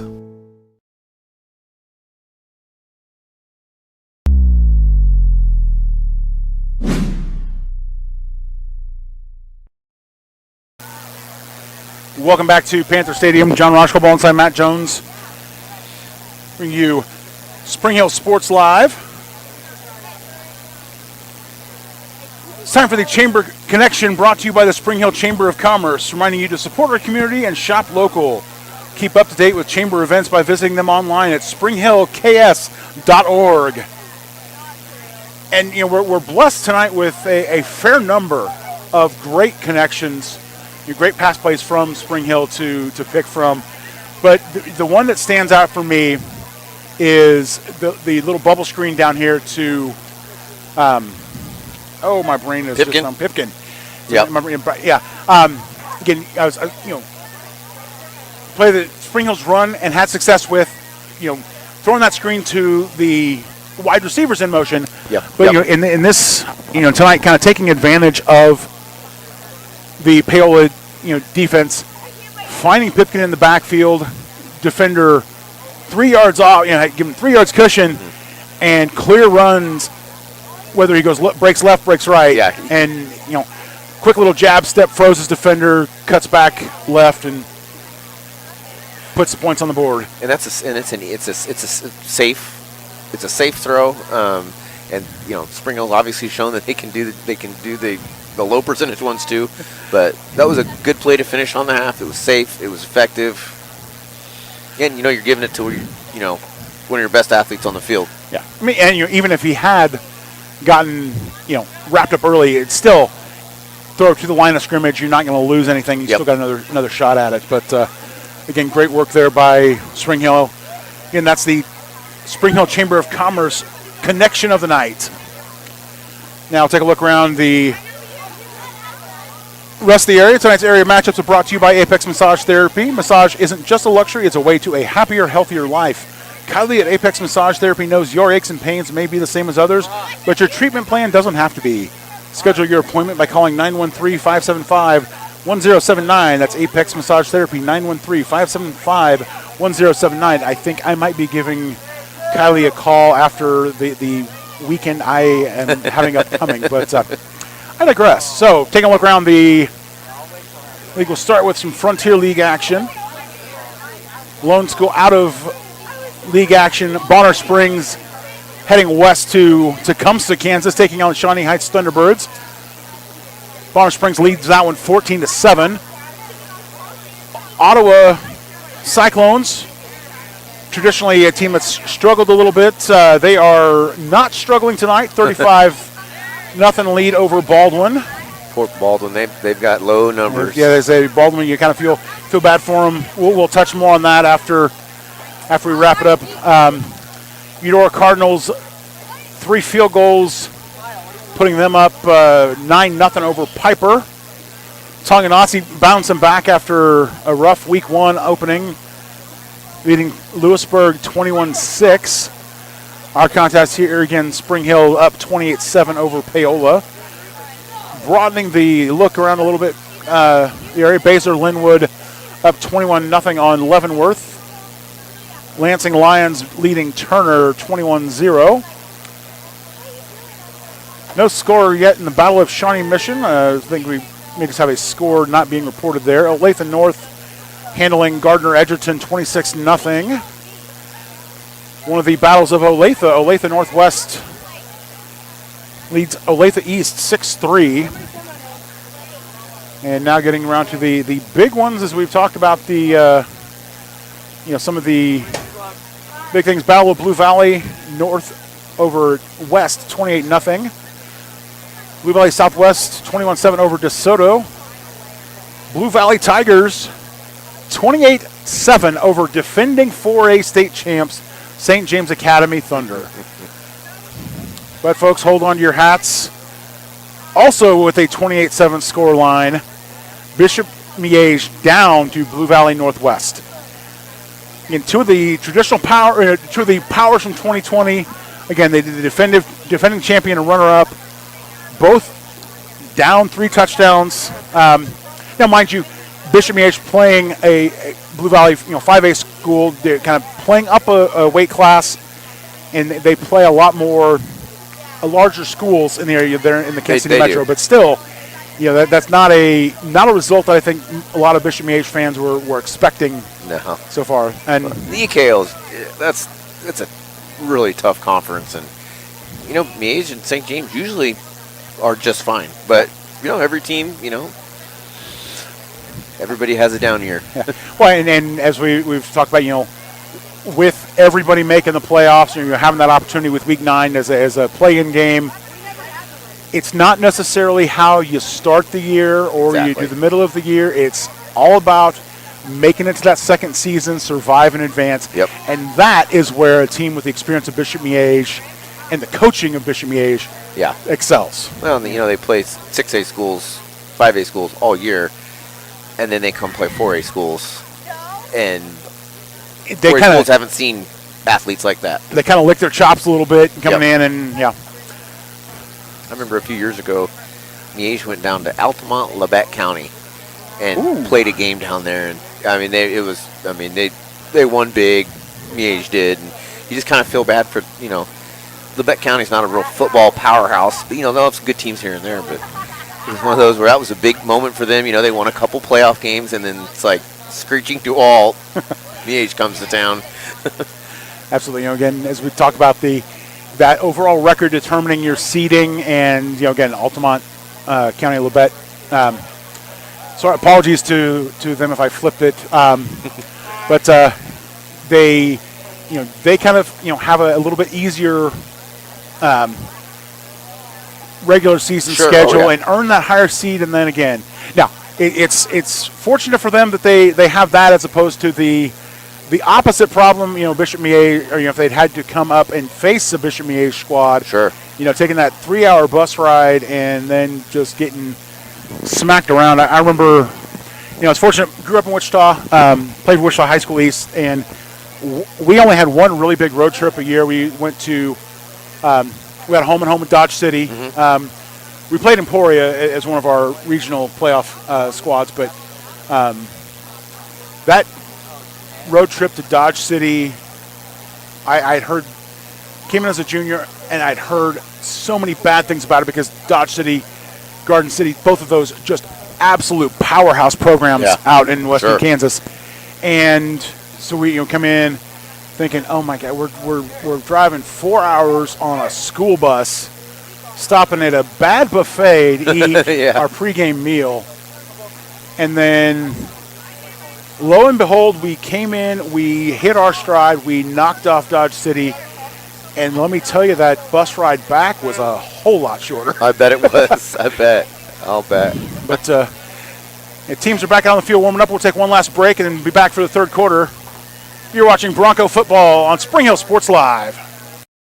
Is creating beautiful, healthy smiles. Dr. Claire Strode and her staff have decades of combined experience, offering clear and metal Damon smile braces and Invisalign clear aligners for teens and adults. Dr. Strode tailors your treatment to meet your specific needs with 3 convenient locations in Olathe, Overland Park, and Spring Hill. Strode Orthodontics is ready to give you the beautiful smile you've always wanted. Call for your free no-obligation consultation, 913-491-3400, or visit StrodeOrtho.com.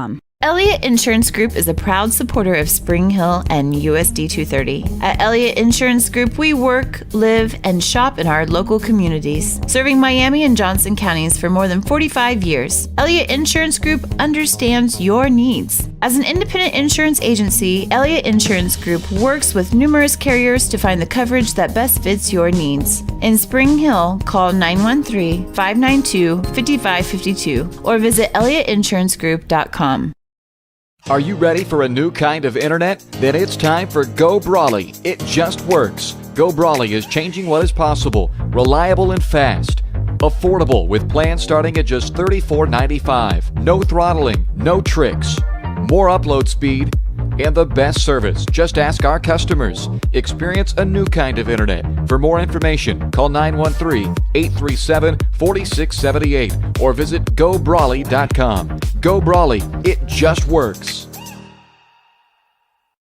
For more than 20 years, Gherkin Rental has been the place to go to get the job done in eastern Kansas and western Missouri. With a huge selection of quality equipment, from roll-offs to trailers, telehandlers to generators, power washers to popcorn makers. Experienced equipment professionals and clean, well-maintained tools to help you get the job done right the first time. Gherkin Rental. Stop by any of their 13 locations across the KC Metro or call 855-GHERKINS. That's 855-437-5367.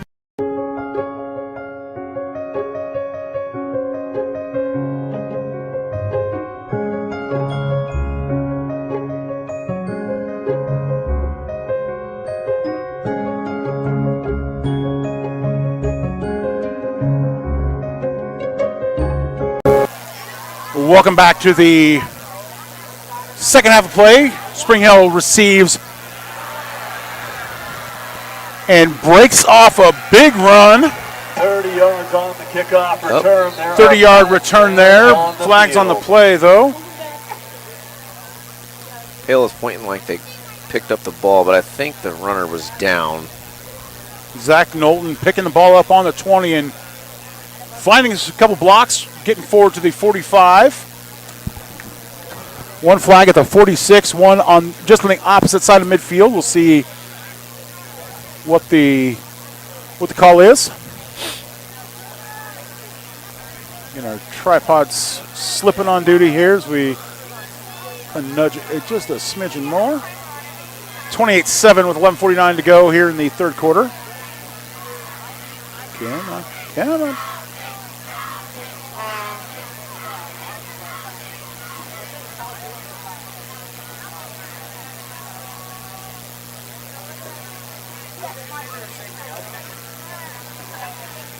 Long huddle by the referee. And they're telling Spring Hill to back up. The referees just said, keep going. Yeah, I think, again, both teams wanting to know what the call is, but the referees want to make sure they get it right. And it looks like as they should. Have a ruling. Dead ball foul, face mask on Paola. Face mask on the kicking team.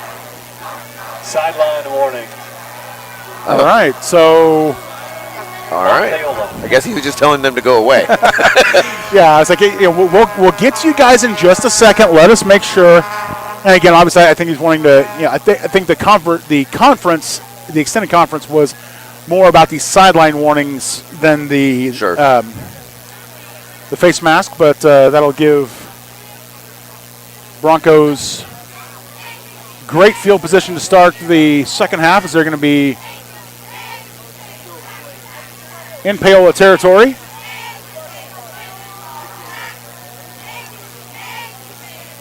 They pace off 15 yards, moves it up to the 38-yard line. Great field position to start out for the Broncos. One back set, three receivers right side for Pankey.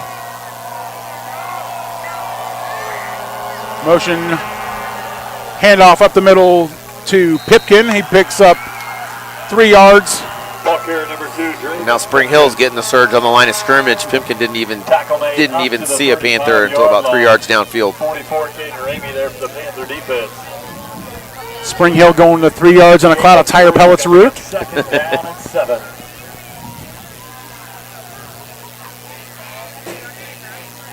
Two backs in the set, handoff again to Pipkin. He keeps going. Good hard run. Caden Ramey trying to punch the ball out of hands, but Pipkin doing a great job to hold on to it.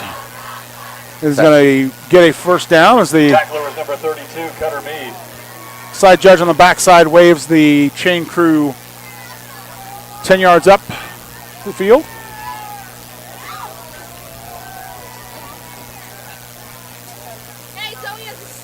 Hand off again to Pipkin, bouncing around the outside. Finds a hole, cut back, finds a little, spins through the secondary.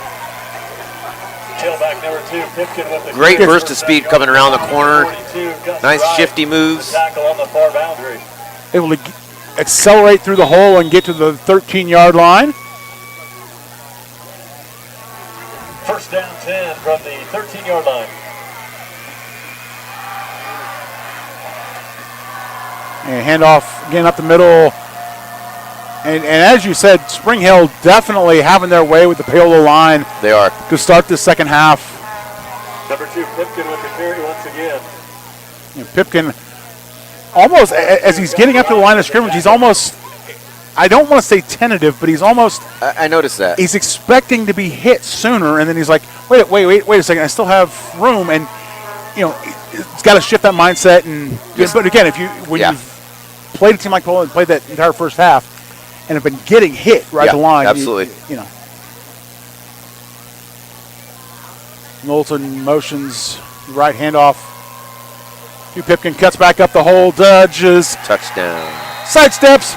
Touchdown, Broncos! 34 unanswered points for Spring Hill. At halftime and before we were talking about how is Spring Hill going to come out. And what's interesting is they didn't throw the ball. That was run, and they're giving them a dose of their own medicine right now. They had a couple of play actions there, but again, it was as you said, on the ground.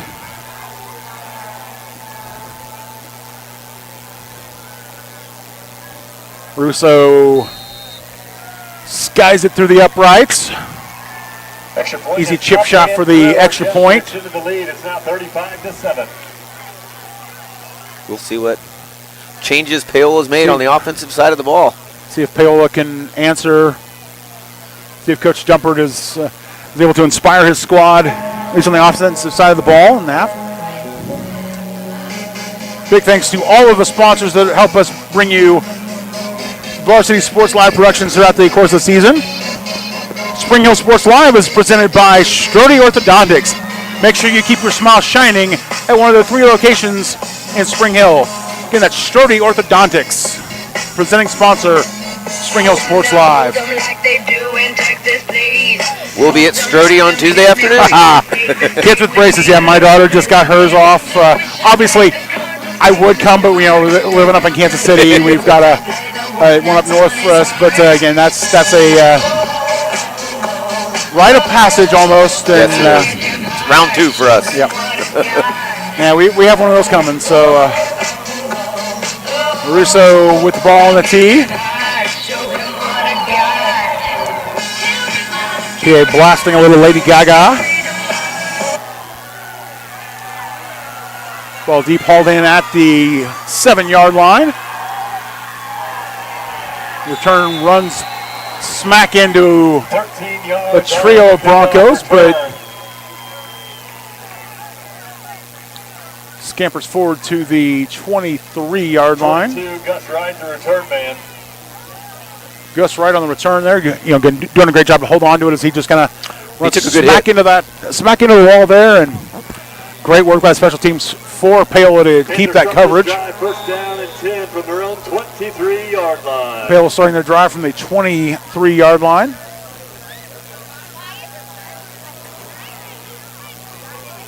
One back set. Receiver split out left side for Paola. Well, hands off, and great work by Hayden Hoover to counter the Paola offensive line surge, get through and stop Ramey for 6 inches. Yeah, Spring Hill definitely fired off the ball. Had a little bit more intensity behind him on that one. Spring Hill definitely feeling the momentum. They sure are. And Ramey again alone in the backfield. Pitch goes right side. Great seal block from Paola to give Ramey the opportunity to turn upfield. It was very well blocked on the corner. Knocked out by Richardson. Runs out of bounds up near the 30. Ball's going to be spotted at the 29. 5-yard pickup. 29. It's third down. Moala and crew looking at the wristbands. Come set under center. Trying the hard count, and Spring Hill doing a great job to not bite. Motion. Paola's got to get this play off. Got to be running close on the play clock again, as we mentioned. Play clock's not running because there's a malfunction in the, I'm going to go west end zone. Hand off in the backfield, wrapped up for a big loss. About 6 defenders on that play. Great team tackling. Short loss on the play. RJ Dominic. I keep looking to the play clock like it's on. And that's it. Again, last week at Bonner Springs. Again, Bonner Springs has an amazing stadium, great press box, no visible play clock on either end.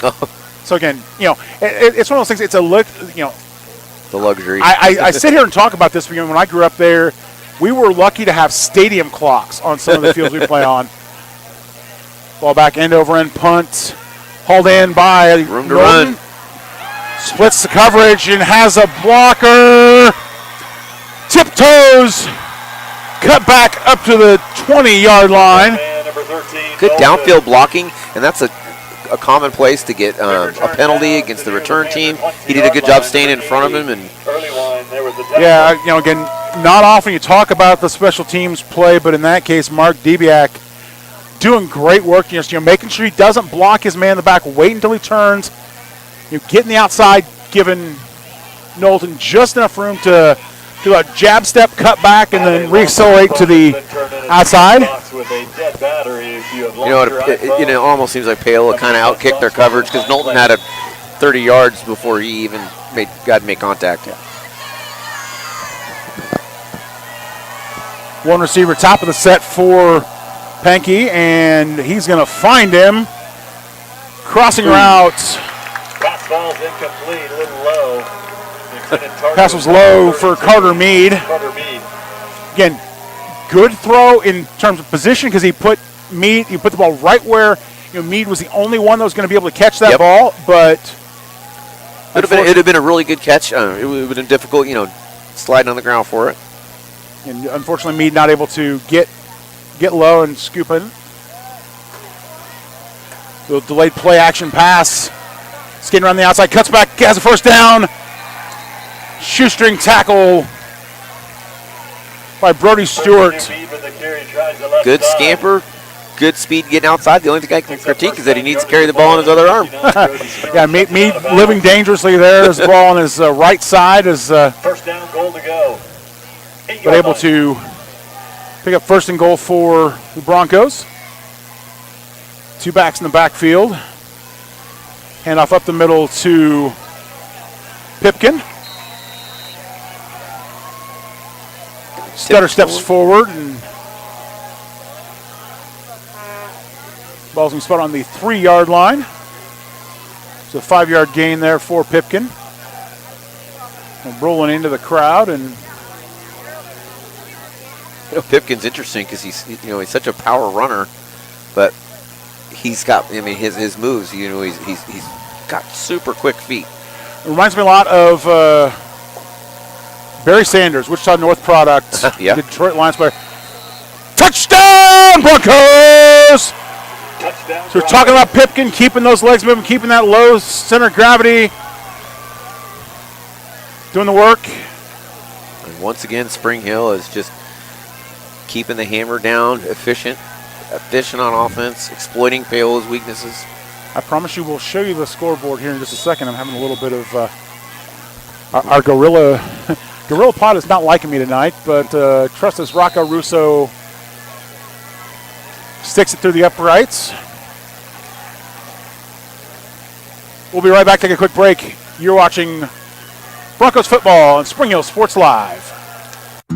Prime Accounting Solutions in Spring Hill is here to help you and your business grow. From accounting services to tax planning, Prime Accounting is here to help you meet your goals and achieve your dreams. The accountants at Prime Accounting Solutions stay up to date on the latest news and information, ensuring the best options, services, and returns for you. Give Prime Accounting Solutions a call at 913-592-2050. Visit them at 408 North Webster in Spring Hill or go online to primeaccounting.net.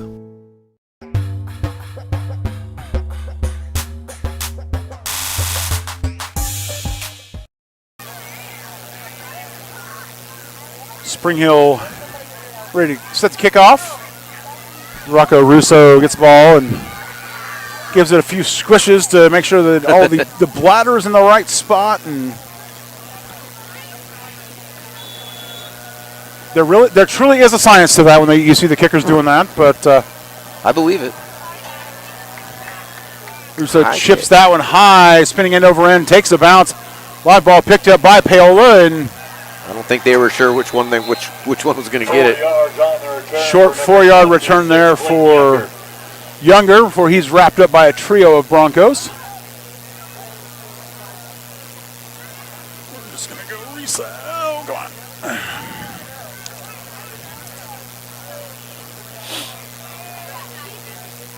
First and 10 from the 28-yard line. Paola looking to find an answer as Spring Hill has hung 42 unanswered on the board, and very uncharacteristic for a Paola squad to That's for sure. hand off Giovanni Blackie back into the game, and he is able to pick up a couple of yards, but Handoff goes number 1, Giovanni. Every time Spring Hill's tackling, they're tackling with 3 and 4 guys. Yeah. Just good, sound, Richardson, basic teamwork. Number 33, Dominic there for the Bronco defense. Brandon Richardson and R.J. Dominic on the tackle.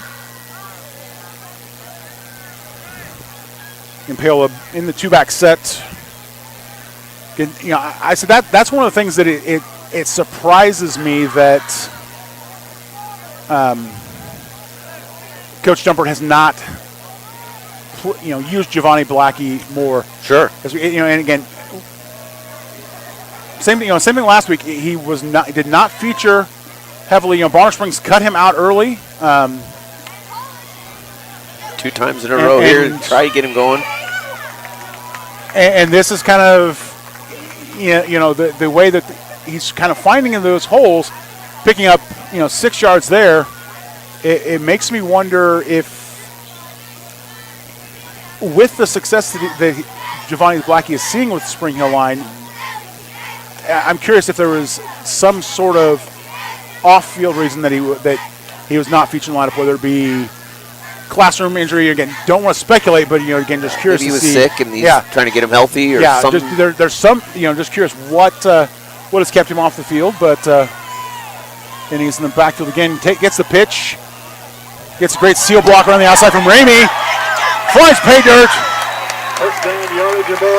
James Newton with the touchdown-saving tackle there. Newton did a good job. It looked like he was going to be gone.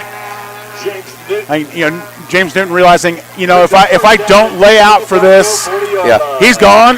So I was like, I got to do something, and manages to catch Blackie. And that, again, that's a huge stop for Spring Hill. Paola picks up their first down since the first quarter, I believe. That sounds right. Hand off to Ramey up the middle, and Spring Hill. They had one at the end of half. That's right. So in the space of 7 minutes of play, Panthers just able to eke out 2 first downs when they had 7 in the first quarter alone. Yeah. That's, again. And then great work by Spring Hill, the interior of the Spring Hill defensive line holding strong on that play, and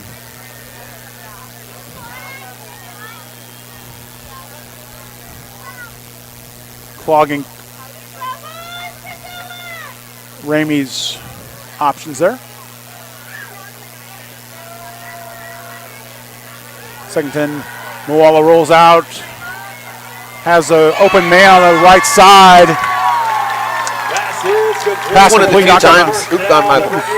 few times that Paola's had an open receiver. The Broncos secondary by number 9, Daniel Mitchell. Daniel Mitchell with the tackle there.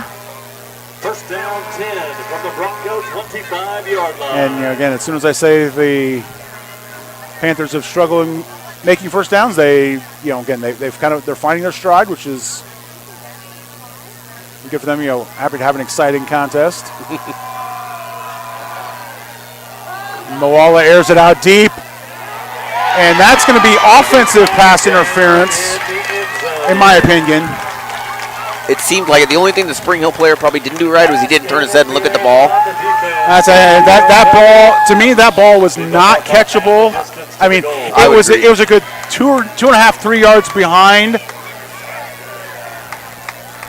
the Paola.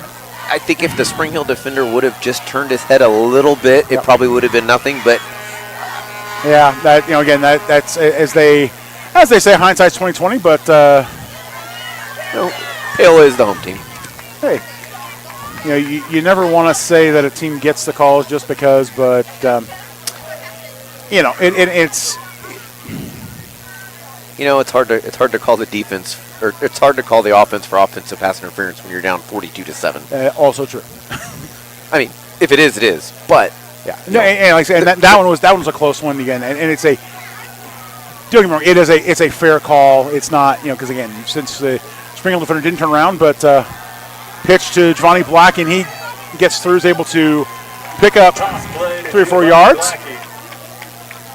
Brandon Richardson grabs him around the waist and hauls him down. Gain of 3, number 10, Richardson with the Paola's finally getting Blackie going, and be interesting to see him get out, throw to him out of the backfield a little bit. 2nd and 6. My scoreboard says 2nd and 9, but the pylons at the 3-yard line, and late pitch to Blackie, and he's going to get swarmed in the backfield. Garrett Bowers, first one on the scene, but I don't know if that was a misread or if Spring Hill just did a good job penetrating, but it seemed like he said the pitch was so late, he probably should have given it to the fullback or kept it. Good start down. Yep, QB's tapping his head like, that's on me.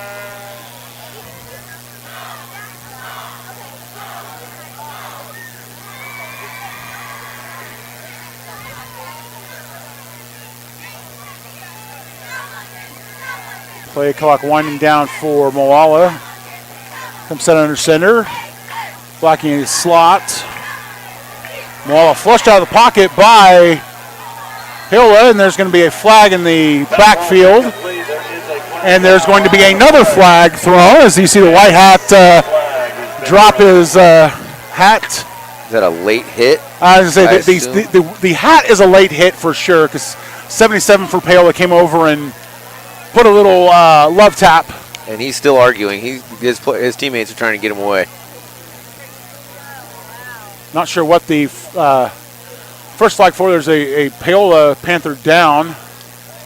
Better be careful. He's taking his helmet off on the field. Well, they all are, I guess. Yeah, I think with the injury, it's okay. With the injury stoppage, I think we're in good shape there. But again, that one was a 100%. I saw him coming in, and I was like, oh, that's going to be. And I looked around to see if any of the other officials were close, and then I was like, nope, white hat's going to lose his hat. And see what the. So we think it was a late hit on Spring Hill to start it, possibly? I'm not sure. It could have been holding on Paola, or it could have been a late hit on Spring Hill. But I am certain that the second foul will be a unsportsmanlike conduct on number 77 for Paola. I'd be willing to bet my paycheck on that one. Lost in the shuffle was Spring Hill almost intercepted the ball. Also true, yeah. Great coverage. Booed in a really hard throw. Okay, so we got a personal foul chop block on Spring Hill, and then a dead ball personal foul on Paola. Penalties will offset. Interestingly, a chop block on the defense. It looked like hitting below the knee, and it looks like it's possible because I think he got tripped up a little bit. Was trying to get through the line, the man that he was running, and lather, rinse, repeat, do it all again.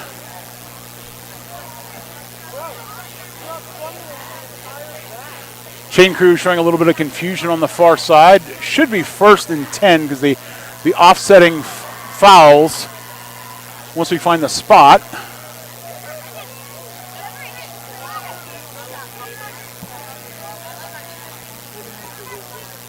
And Coach Jumpert out looking for an explanation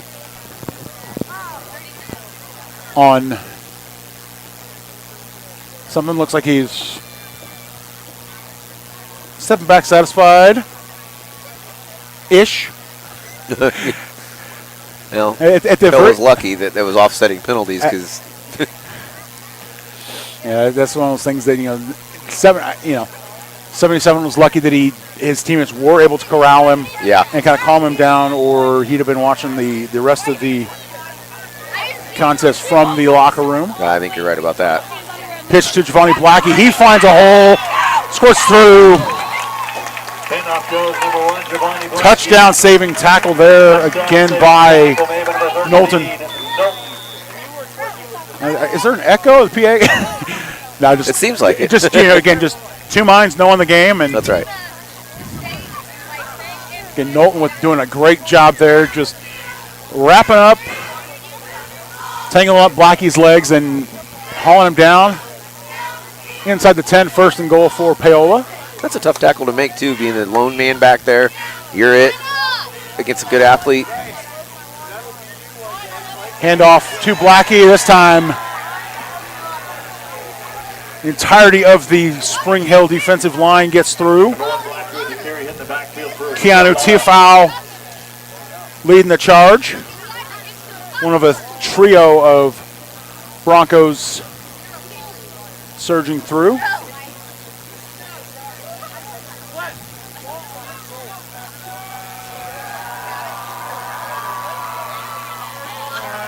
Paola looking to the sideline for the play call. Blackie not in the backfield as Caden Ramey back in. Receiver split either side. And Moala hangs onto it, fakes the handoff. Gets back to the original line of scrimmage, and maybe plus a half a yard. Correction, not Jet Osborne in at quarterback. Yeah, Wall is still on the sideline. I'm not exactly sure what happened, but he's standing. He's got his helmet on, so Yeah, he's all right. Well, it's one of the things that Paola did this last week. And again, watching Paola on our sister station, Paola Sports Live, last week. Osborne did come in, have a couple of series, just to kind of switch up the look a little bit. Play action handoff fake to Blackie, and look at that coverage by great Spring Hill defense. pursuit by Spring Hill defense, keeping the man on the inside. He had an opening to the pylon. Knowlton with the tackle. 4th down, goal to go. That is perfect open field tackling by Spring Hill there. Again, not giving Osborne the cutback lane. But he's coming from safety, not the corner right there. And staying, and doing that all while staying close enough to not allow him to get around you on the outside either. Ball handoff up the middle to Blackie. Shrugs off the first hit and falls forward. But Spring Hill turns it over on downs. Great stop by the Broncos there. Again, easy play call, easy choice for the play call for Paola there. Sure. 4th down, you may not have a good field goal kicker, but you're down 35 points. You've got to put a touchdown on the board. Yep. And you give it to your best player. At the worst, you're pinning Spring Hill inside the 5. And Spring Hill getting a little nudge from the officials. Say, hey guys, pick it up. We got a game to play. 18 seconds left in the 3rd quarter.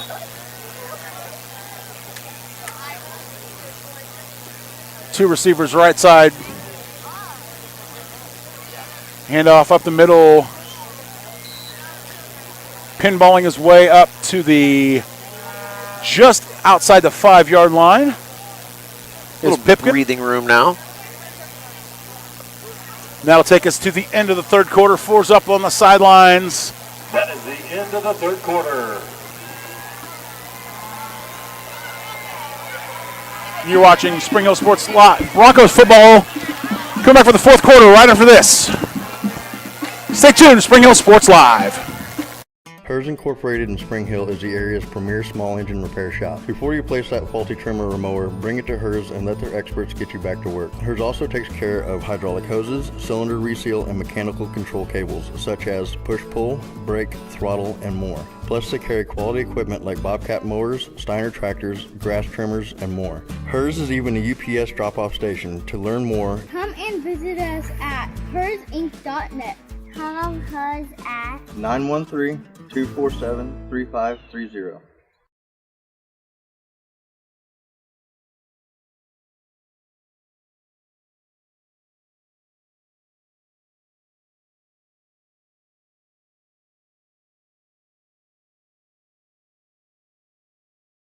Are you ready for a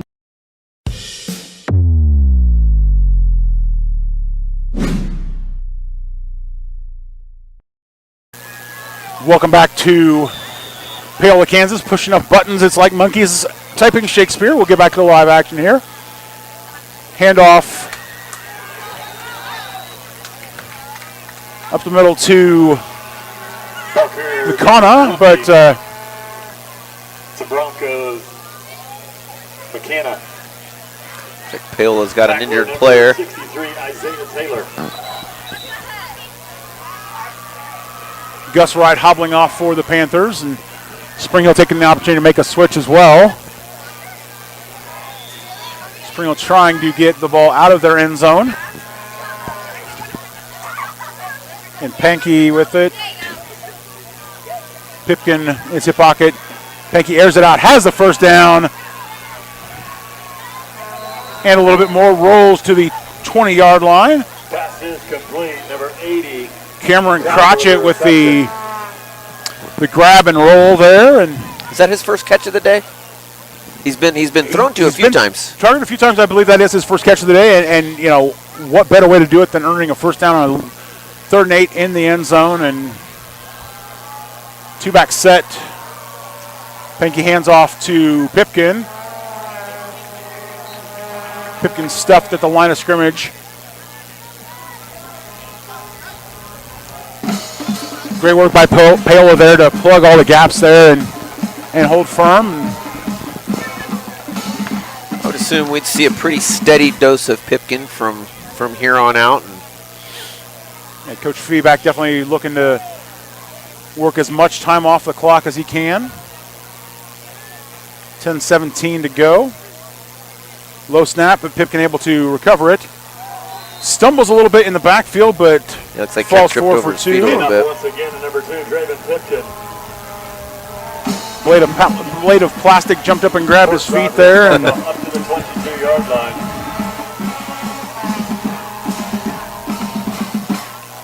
going to get a short breather as Colton McConna checks in, the sophomore running back. Alone in the backfield, 3 receivers right for Pankey. Pankey rolling to his right, has men downfield, throws, tipped out of bounds by Paola. Clayton Younger on the coverage there. That was good coverage from Paola. The D-backs were there. Really nowhere to go. Good safe throw by Pankey, though. Great work by Younger to get his hand up and swat it out. Again, not trying to make the hero play, even down 35 points. Because I think if he goes for that interception, that ball slips through his hands as a catch. Yep. Just play it safe, swat it loose, pick up the punt, and Russo back. Long snapper gets it in his hands. Spiraling kick takes a Spring Hill bounce, hits at the 47, rolls down to the 34. It's a line drive spiral punt with a good bounce. 8:32, 8:30.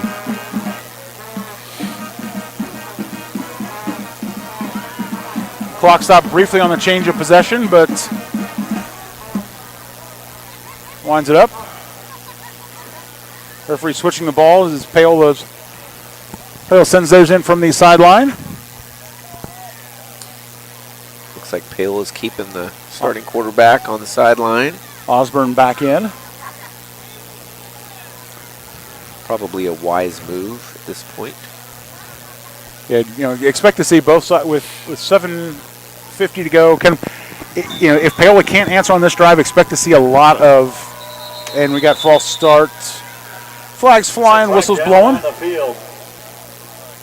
False start on the offense, 5-yard penalty. And again, if Paola doesn't have an answer on this drive, fully expect to see the benches from both sides kind of get a chance. Totally agree. No reason to get any of the starters hurt. And week 2, game well in hand for Spring Hill. Not going to lie, a little bit unexpected, but very well appreciated scoreline. Agree on both. Pitch goes to Caden Ramey, and he's able to get through back to the original line of scrimmage. Handoff goes number 44. Spring Hill was there again, but he made a good run, made some good cuts, got some positive yardage. RJ Dominic holding on for dear life as he wraps up around the waist and says, I'll bring him down at some point, but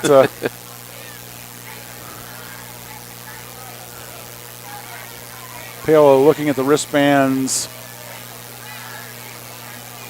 One receiver in the slot, 3 tight ends. Right side handoff up the middle. And Ramey Dominic trying to strip the ball out there, but Ramey doing a great job to hold on to it. And again, good work by Paola, the offensive line, to kind of shake off the rest of the game and keep doing the work. Hey, they're still fighting. Like I said, it's the second week of the year. Really, the grand scheme of things, the season resets in week 9. So exactly. And these guys are in different classes, so you guys, got to keep the mindset where it is. Delayed handoff as Osborne hangs on to it, holds on with the quarterback draw. Nudged out of bounds by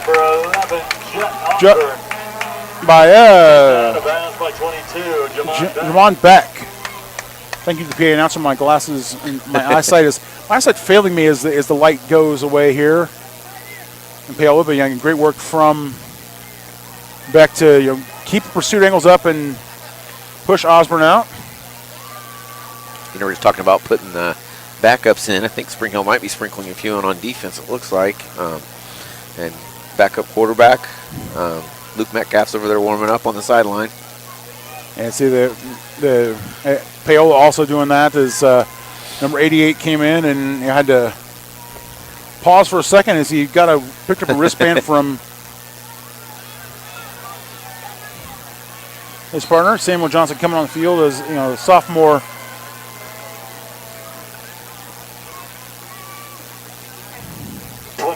Clayton Younger with the carry. Tries the left side, picks up maybe one. Younger gets a generous spot there, but gets the yard. 4 minutes, 40 seconds to go here.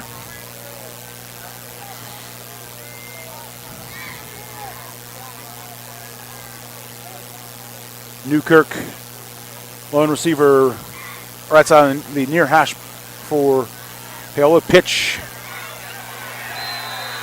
Great open field tackle. Clayton Younger not able to accelerate around, and once again, number 26, looks like Colin Rooney able to go around and third down. track him down from the backside.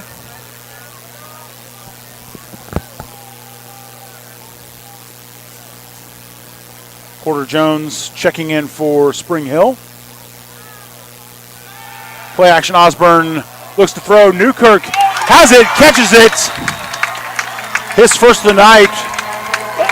Good catch and throw. Good timing, great catch and throw there by Osborne, finding Newkirk. Jamon Beck on coverage, able to wrap him up inbounds, keep the clock rolling. It kept him in front of him. I mean, there was some separation, but he did a good job not making it worse,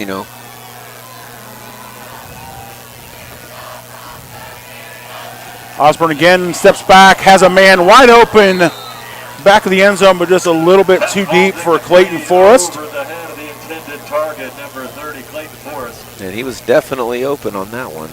Yeah, Clayton Forrest had good 3 yards between him and the nearest Spring Hill Bronco, and Osborne just overthrows him slightly.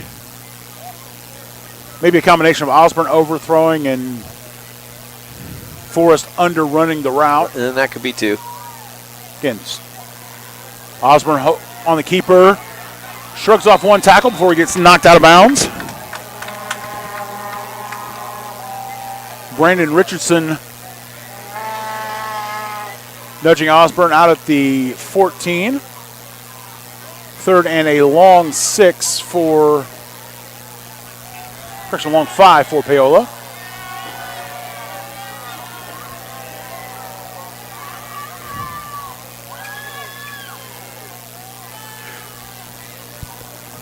Panthers looking at the wristbands. Both teams make some substitutions. Lines come set. Osborne under center. Steps back. Quick throw. Did he get under it? Yes. Looks like it. Made the grab. First down. First and goal for Paola. Good catch. And great work on the short post-in route.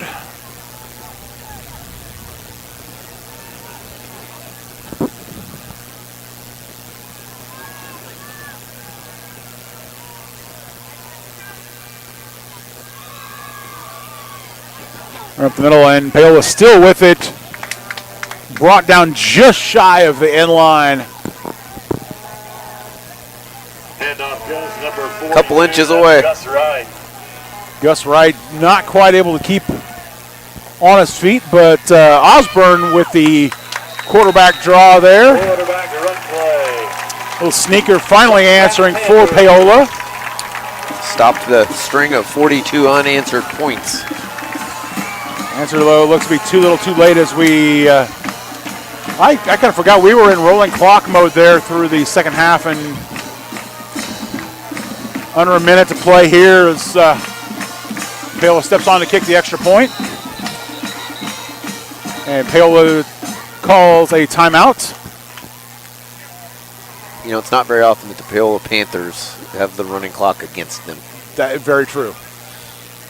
That's one of those things. It's been so long since I've seen that. I forgot what the margin was, and obviously, yeah. I looked up it a couple times earlier in the quarter, and the clock was rolling. I was like, well, okay, maybe they didn't, and then it just dawned on me. It's like, oh yeah, it's a 35 point edge in the fourth quarter. And definitely trying to preserve. Again, I'm not gonna say preserve the egos, but definitely don't want anybody to get hurt because the game it's already decided. It's exactly. Now both teams are kind of playing for pride here, and again, great work from Paola to kind of not. Yeah, they came out and they ran their offense. They did the same thing they've been doing all game, and they're working on their depth. They're built for the rest of the season. Just again getting some practice under live fire and PAT up and good. And the same for Spring Hill. They've got some defenders out there that play under the lights. It's good experience, and when they're called for action again, they're going to be ready. They'll know what it feels like to step across those lines and get that action. Again, one of the things we saw last year, as I was anchoring the Tonganoxie Sports live broadcast, our matchup here at Tonganoxie Paola, a lot of people looked at that as a Frontier League championship game in week 3. Yeah. And it was an absolute slugfest, but that was one where Tonganoxie starting quarterback Blake Poggi was out, and their second-string quarterback had to step up, and he did a great job. That game came down to who was going to have possession last, and Paola came out 35-28 winners on that. Just again that slugfest, and forced a turnover late. But the sophomore, the juniors, they have to know what that feeling is like. So absolutely. When the seniors go down, they can step up and still execute, still fire, still hit the playbook, do what the coaches expect them to do. Absolutely.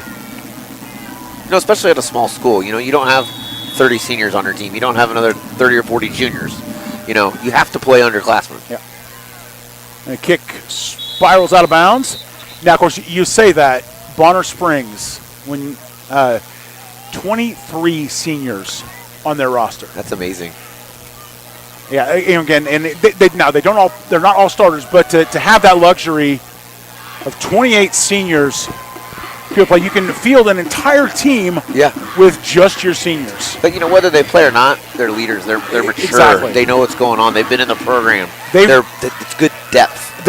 They show where the way to carry yourself as a player off the field, in the weight room, in practice. Absolutely. And that's invaluable. High snap, and that's going to do it for us here in Paola. That's the ball game final score. Spring Hill with a huge upset of Paola, 42-14. We'll be back with the postgame show. See if we can catch Coach feedback before he heads off. Right after this, you're watching Spring Hill Sports Live. Pinky Plumbing in Spring Hill is a proud supporter of Bronco Athletics. Keeping your plumbing system in good shape can do wonders for your property's value and lifespan. Get exceptional plumbing services when you hire the plumbing specialist at Pinky Plumbing. At Pinky Plumbing, they take pride in their work and guarantee the best plumbing services in the shortest time possible at the most reasonable price. To learn more, give them a call at 913-568-8201 or visit pinkyplumbing.com. Go Broncos! Hi, I'm Dr. Aaron Stoes with Paola Veterinary Clinic. We'd like to thank you for trusting us with the care of your pets and large animals. At Paola Vet Clinic, we're proud to be your hometown vets who know and care about your family. Coming soon, a new location here in Paola in the industrial park with cattle haul-in and boarding and grooming. With 24-hour emergency services and 3 other locations in Lewisburg, Drexel, and Martin City, and a team of 11 veterinarians, our commitment to this community makes Paola Vet Clinic the vets you can trust. Prime Accounting Solutions in Spring Hill is here to help you and your business grow. From accounting services to tax planning, Prime Accounting is here to help you meet your goals and achieve your dreams. The accountants at Prime Accounting Solutions stay up to date on the latest news and information, ensuring the best options, services, and returns for you. Give Prime Accounting Solutions a call at 913-592-2050. Visit them at 408 North Webster in Spring Hill or go online to primeaccounting.net.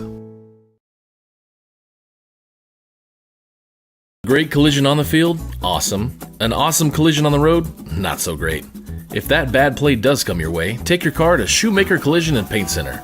As Kansas City's premier auto collision repair center, they work on all makes and models, even RV, marine, aviation, motorcycles, and more. Shoemaker Collision offers free estimates and loaners, plus they will work with all insurance companies. Get your ride back in the game. Learn more at shoemakercollision.com or call 913-592-0095.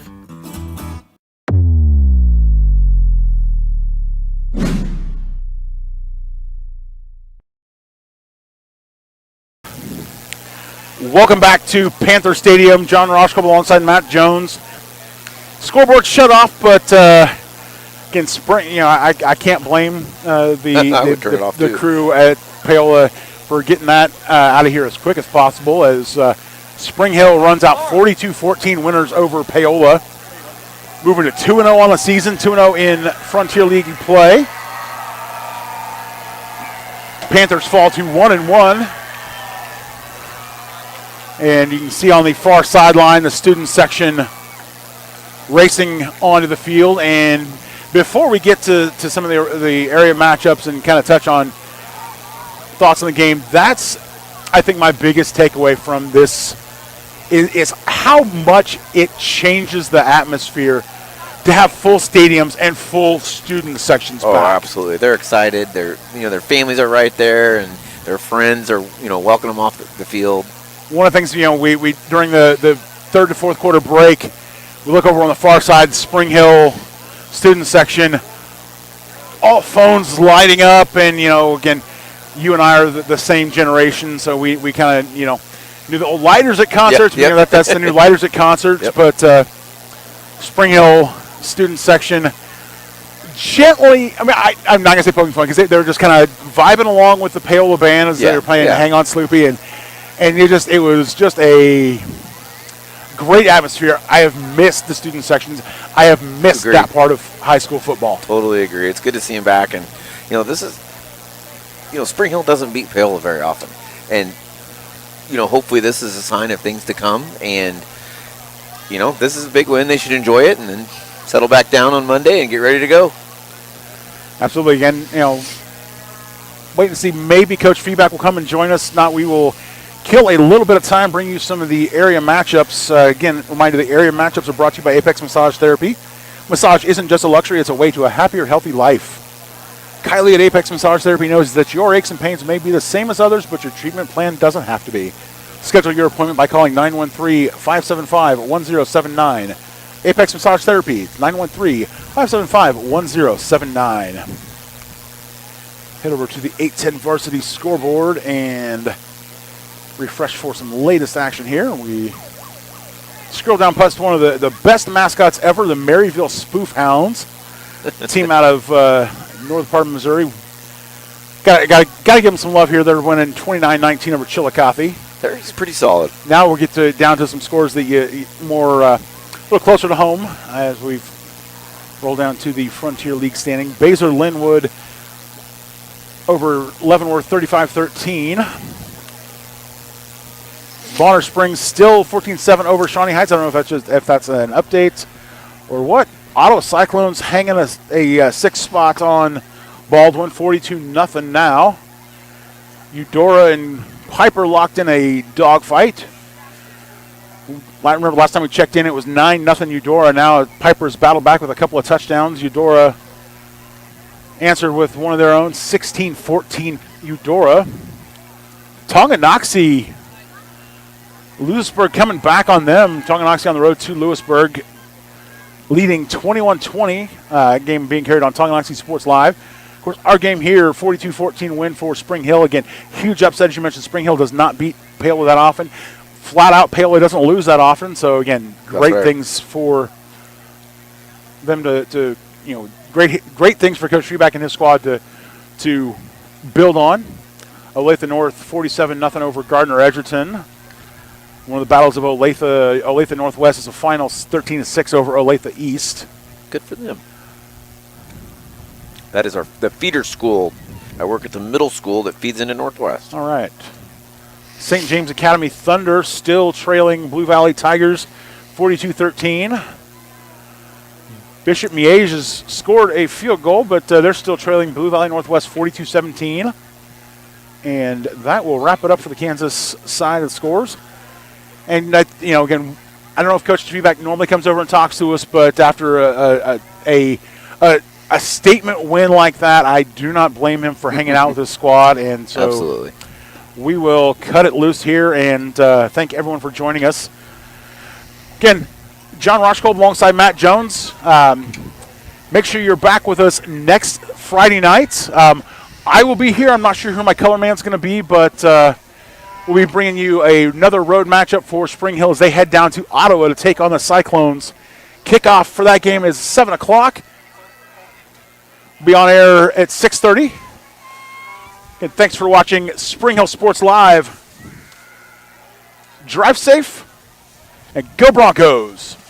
You've been watching Spring Hill High School Sports on your home for the Broncos, Spring Hill Sports Live. Spring Hill Sports Live is presented by Strode Orthodontics, creating beautiful, healthy smiles. Learn more at StrodeOrtho.com. Also by Cedar Lake Village, Comfort Designs Heating and Air Conditioning, Elliott Group, Hers Incorporated, J&T Auto Service, Libby Clark at Allstate Insurance, Perfect Detail Salon, Price Chopper, Farm Bureau Financial Services Michael Grant Agency, Scott Electric, Prime Accounting Solutions, Spring Hill Chamber of Commerce, Seats Incorporated, Shoemaker Collision and Paint Center, Spring Hill Recreation Commission, Tony Sidoti Agency, Farmers Insurance, Spring Hill Fitness, and Whitesell Optometry Vision Source. Thanks for watching, and be sure to catch every second of the action right here on your home for the Broncos.